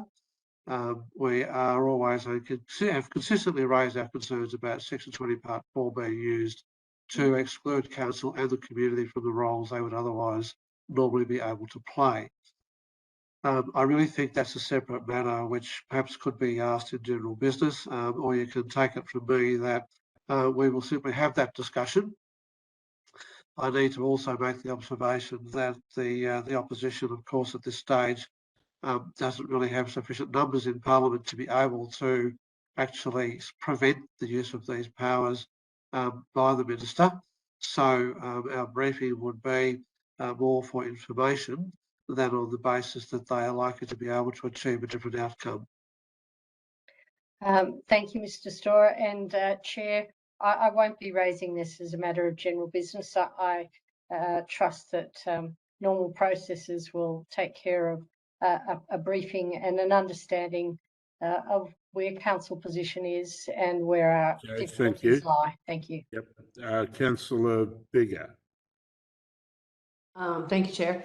So I just have a question about the proposal is aiming to remove the neighbourhood character in Burundara clause, and the report has said that the suggestion is that applying just neighbourhood character would be assessed within the DPO, the development planning overlay. I'm just wondering whether officers would see that as adequate. And if not, why not? Could you speak to that? Thank you. Just looking through the recommendation, just wanting to remember if we had included something about the neighbourhood character policy. Our neighbourhood character policy applies to almost all land in Burundara, including land that is covered by the development plan overlay, including if you look at schools and things like that, they still have to consider the neighbourhood character policy. So I hope that it's in the recommendation. I think it is in is it in point 5? Is that right? Yeah. Oh, good. Yeah. So we would not support the removal of the site purely from a neighbourhood character perspective, given that almost all of the other residentially zoned land is considered within neighbourhood character policy. Thank you. Chair, can I just have a second question, please? Yes. Just before you do, Mr. Walker. Thanks, Chair. If I can just perhaps add to that a little bit and build the connection back to the residential growth zone. And the residential growth zone is one of the higher order residential zones. It enables the most residential development or redevelopment of all of the residential zones. And as part of the use of the residential growth zone, there's an uncoupling or decoupling of neighbourhood character strategies and policies that sit within the planning scheme by the nature of using that type of zone, and any character assessments are then built into anything that's put within the schedules to that zone and any other overlays that are added, in this case the development plan overlay. And what we're saying is that as an overall package, if we don't use the residential growth zone but another appropriate zone, we believe that we can package a suite of planning controls that still point to the neighbourhood character strategy as an appropriate policy and still enable a good and reasonable residential development over the site.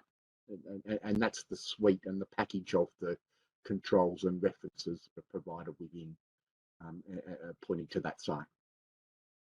That's really helpful. Thank you. I have an unrelated question, if that's all right. And that is about the fact that in the report, some concerns were raised about the ability to enforce affordable housing. Was the discussion that there would be at this stage, they're recommending there might be 10% of this development would be affordable housing. I'm wondering what process or approach would normally be used to ensure that this occurs if we had a promise of this, and how is it different in this particular situation?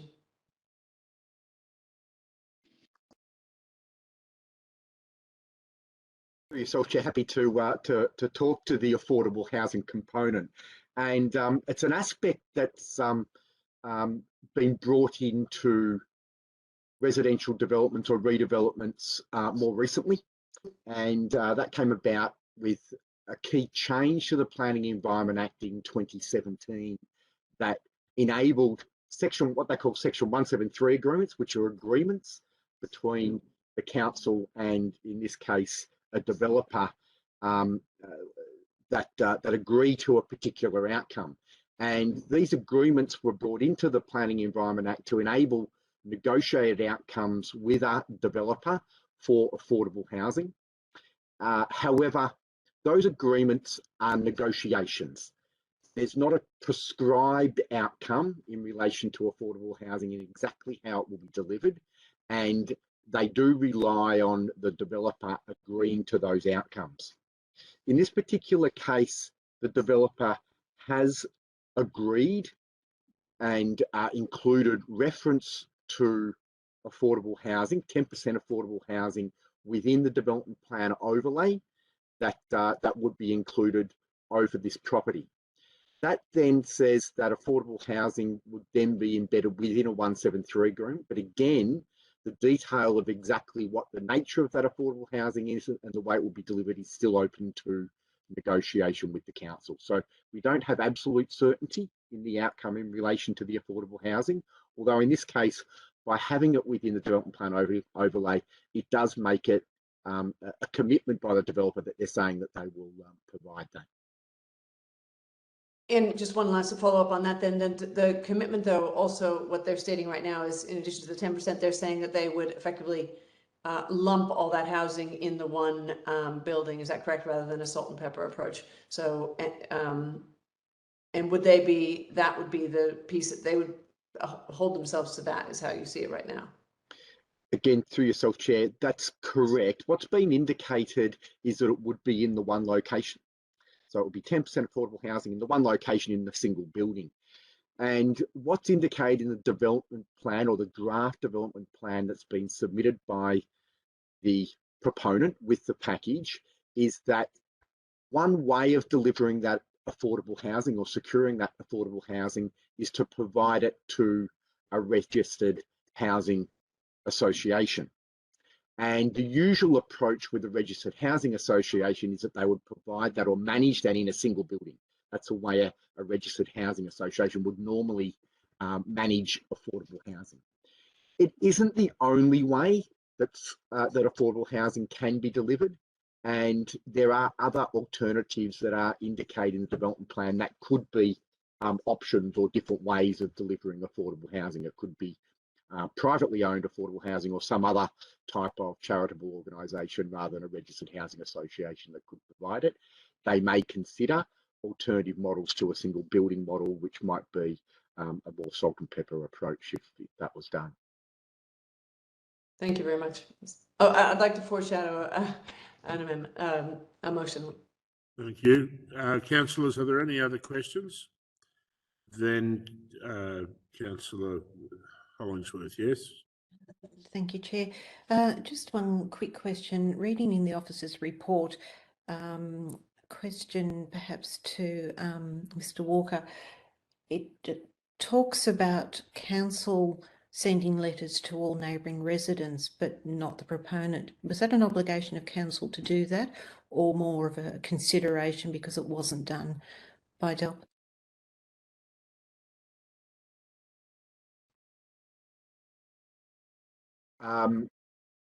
again, through yourself, and I might seek further support in clarifying this. The question relates to the letters that were provided to surrounding properties, and that's giving notification of the application.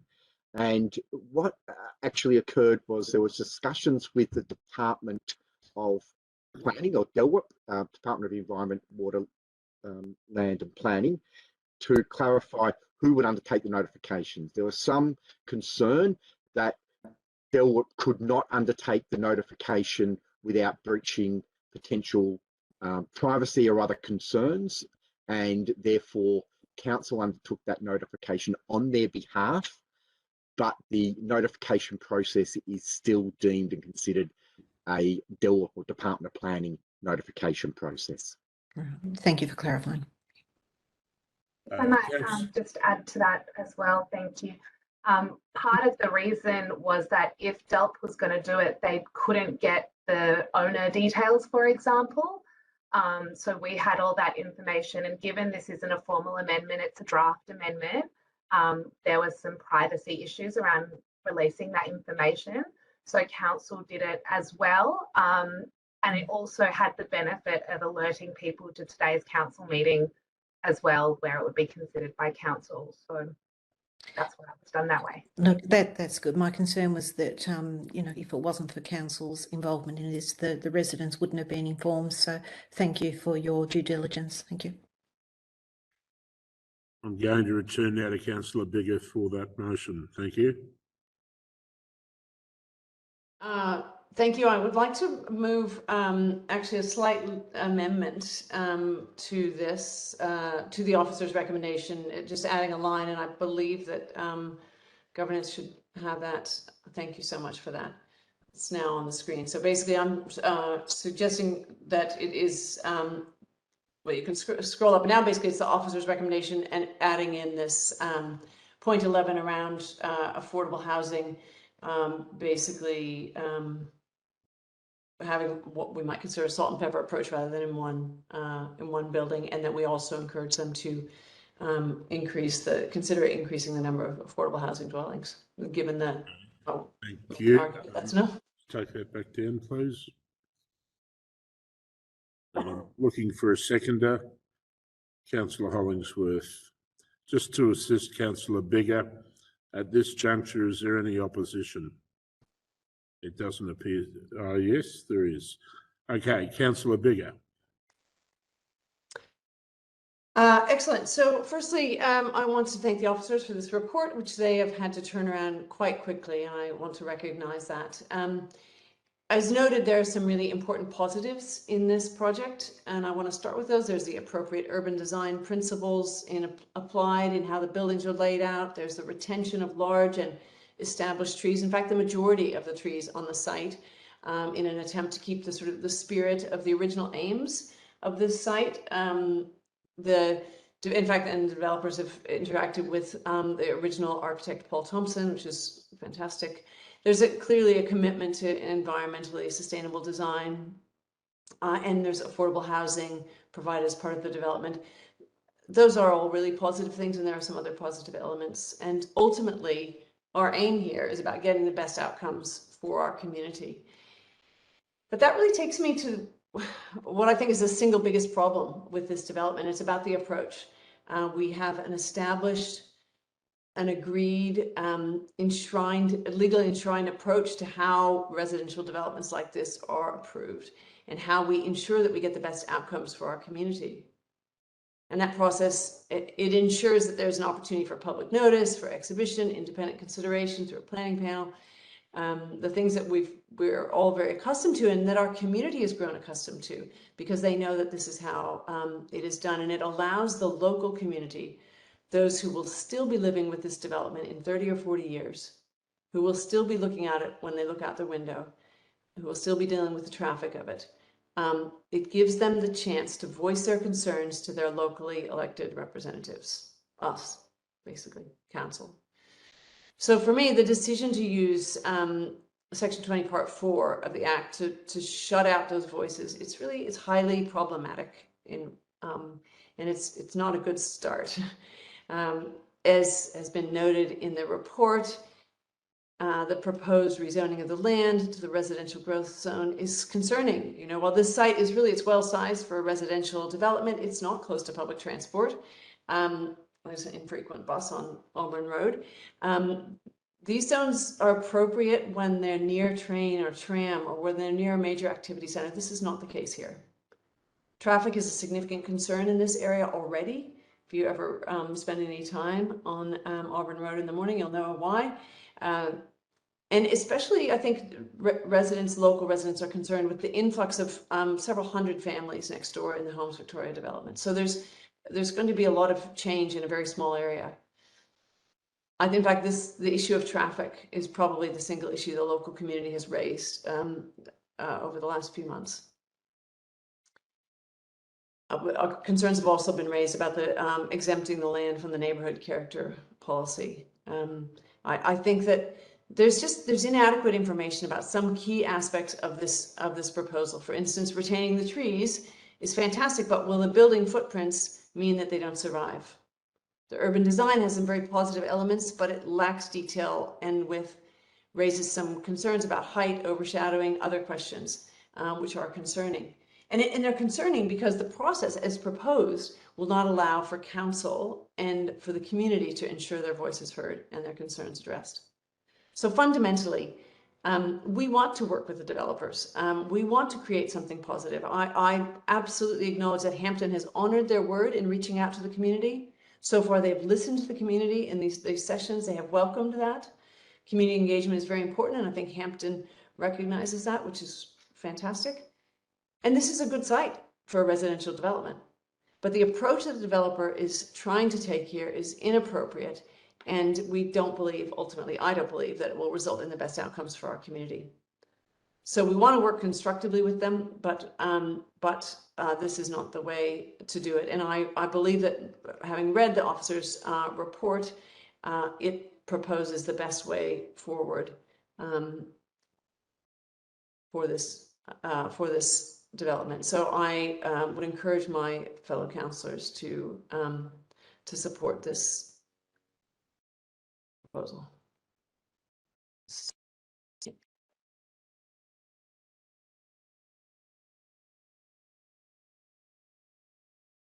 I can't hear you. Councillors, any other speakers? Councillor Addis. Thank you very much, Chair. Look, I had the opportunity to attend the 3 information sessions, and having done that, I wanted to echo Councillor Biggar's words and to commend the Hampton applicant team for the truly excellent job they did in consulting with the community and the way they did seem open to listening and responding and providing full information in what appeared to be a very transparent and open way. So I think they will be good to work with. I would rather it wasn't quite in this guise, but I certainly wanted to compliment them on the way they did their information sessions. However, having said that, that doesn't actually mean that we should support the application as it stands. And that then leads me to commending Ms. Caparosa for the truly excellent analysis report she's done. And I think the way in which it's actually a reflection of what I heard the community saying, that they too can see many positive things with this, but essentially they're saying that it's just too big. There's too many units, too much activity, and the sorts of problems they outlined, I think, go directly back to that, and the lack of justification for this zoning that allows such a large development when in fact there isn't a proper public transport network at the door of this development, there isn't an activity centre nearby. So what it does is puts a huge number of people into, potentially puts a huge number of people into a location that actually doesn't well support those people and does create all sorts of problems for the local neighbourhood, traffic and overshadowing the things that Ms. Caparas outlined in her report. And I think that that is our dilemma, and that's why, while I can see some positive things, I very much support Councillor Biggar's motion. So thank you for the opportunity to speak. Thank you. Councillor Galt. Well, thank you very much.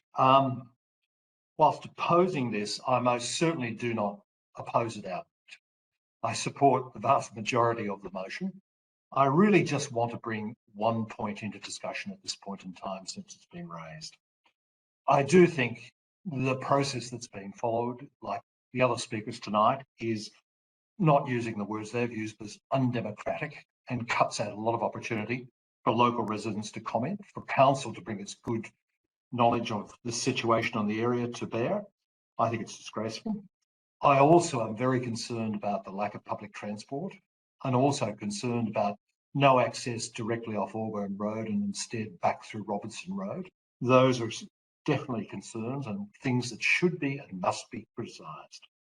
I must support the affordable housing proposal and the possibilities to increase it. But I also, in trying to get some balance into the argument, I've heard a number of people mention tonight that a lot of people actually do support aspects of this development. And when you look at the area and the number of apartments proposed compared to the Bill Street development, clearly there's fewer per hectare, which indicates to me, and I think most of us, that the developer is proposing a better quality development that will in fact balance the relationship with the local residents. So my only and single concern about the proposal as it currently stands, the motion as it currently stands, is the proposal to salt and pepper the affordable dwellings. I understand exactly why that's done, and I do sympathise with it in many, many ways, but it has the potential to make the development less viable and may push the developer to do a lesser development because it's going to be harder to sell a lot of those apartments. So I am absolutely concerned about the salt and peppering through it. That's my only objection to this motion tonight. Thank you. Thank you. Councillor Hollingsworth. Thank you, Chair. I support obviously Councillor Biggar's motion with the inclusion, and obviously that's why I've seconded it. But I just wanted to talk about the opportunity now as we move forward to hopefully still have the relationship with the developer, to have a productive and constructive relationship through consultation, and any improvements to design, albeit, to what degree, I would hope is in the right direction of listening to our officer's recommendations, listening to councillor comments, and considering, particularly things like neighbourhood character. I'll just pause you there for a moment. Councillor Watson, is there something? I'm just wanting to speak at an appropriate time, that's all. Oh, okay, that's fine. Yep. Thank you. And I again just wanted to echo the comments made by Councillor Addis and Councillor Biggar. Concerns, of course, are about transport accessibility.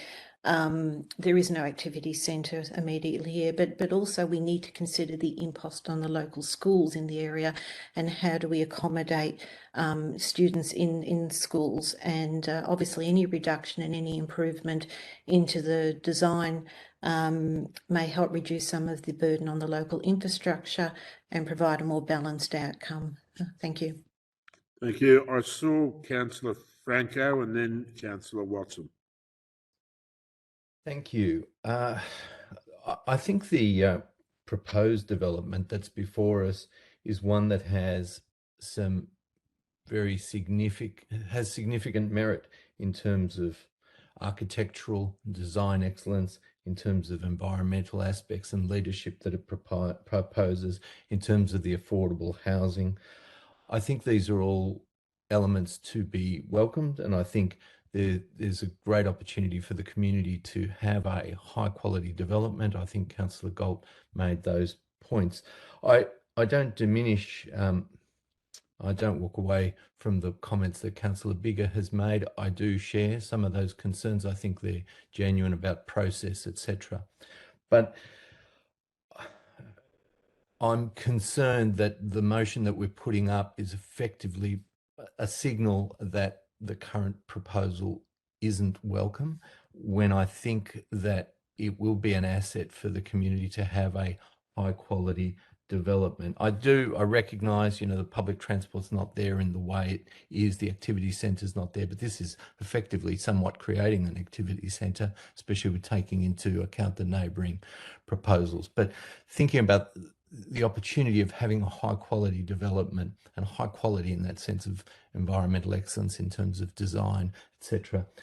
These are important things, important for the long-term sustainability of our community and our neighbourhood.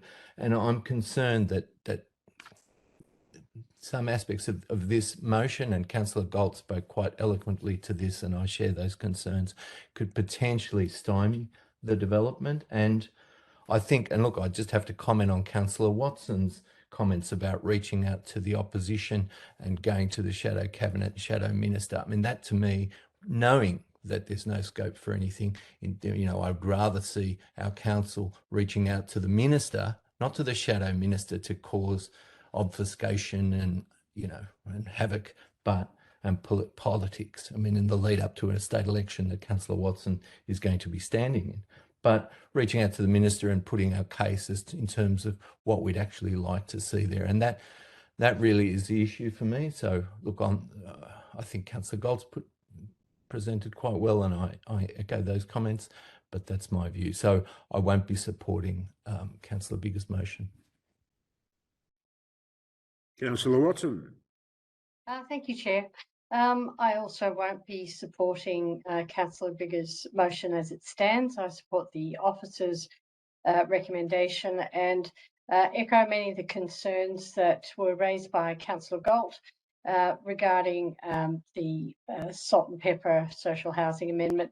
Now, I've read a lot of literature about the effectiveness of this particular approach, and I don't propose to discuss that here tonight, but my concerns about raising this sort of amendment is that this is policy on the fly.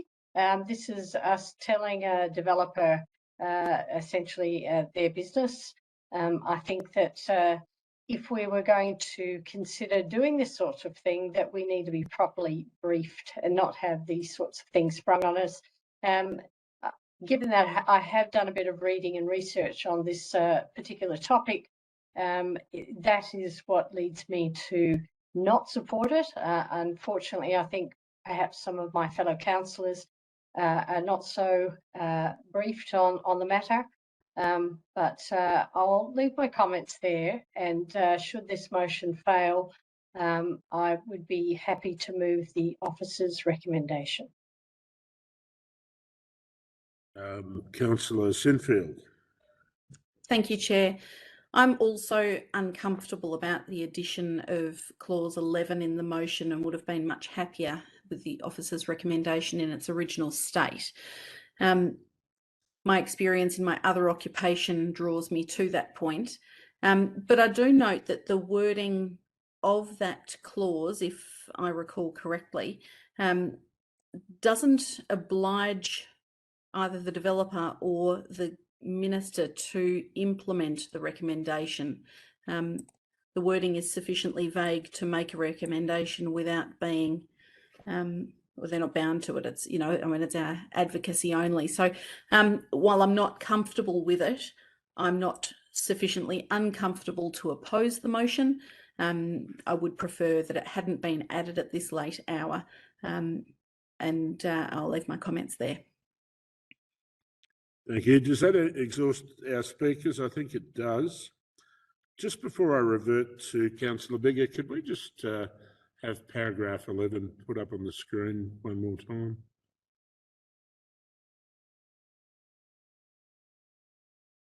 Thank you, and thank you, Chair, for putting that back up. To look at it again, it's very clear to me that it is it's a recommendation on our part. We're clearly not. I mean, in fact, we're clearly not telling them they must do it because, of course, that's been the point of what we're discussing tonight. Is that we don't have the power to do that anyway, and so. So I think I'm quite content with that recommendation, and I feel that it's appropriate. And I do want to reiterate that there are many positives in this development, as both Councillor Galt and Councillor Franco said. This looks to be a high-quality development with potentially very strong ESD credentials and others. This is a good site for a residential development. There are many positives, and we're not. I believe in the officer's recommendation, we are not focused on the very nature of the small pieces of it. What we're looking at is and actually, as Councillor Franco said, he'd rather see us writing to the Minister for Planning. Well, that's exactly what we're doing in this. If we pass the officer's recommendation, is we are writing to the Minister for Planning to say that we think this is the approach that should be taken, to urge the minister to appoint an independent advisory panel to do to encourage the right process to be taken. I mean, I think this is exactly the right approach to say that this is our view, is that this is the particular way it should be done. It's not being done in that way. If we don't achieve that, we will still work with this developer, because our aim should be not about whether or not we have power for power itself. It should be about, we believe it's the right way to do it because it will lead to the best outcomes. So I think that that the officer's recommendation very much is about pushing for the best outcomes for our community. And I would encourage my fellow councillors to support this motion. Thank you. Thank you. I'll now put that motion. Those in favour? And those against? That motion is carried. That takes us then to item 4, general business. Are there any items of general business? Item 5, urgent business. Are there any items of urgent business? Item 6, confidential business. Are there any items of confidential business? No, I declare the meeting closed. Thank you.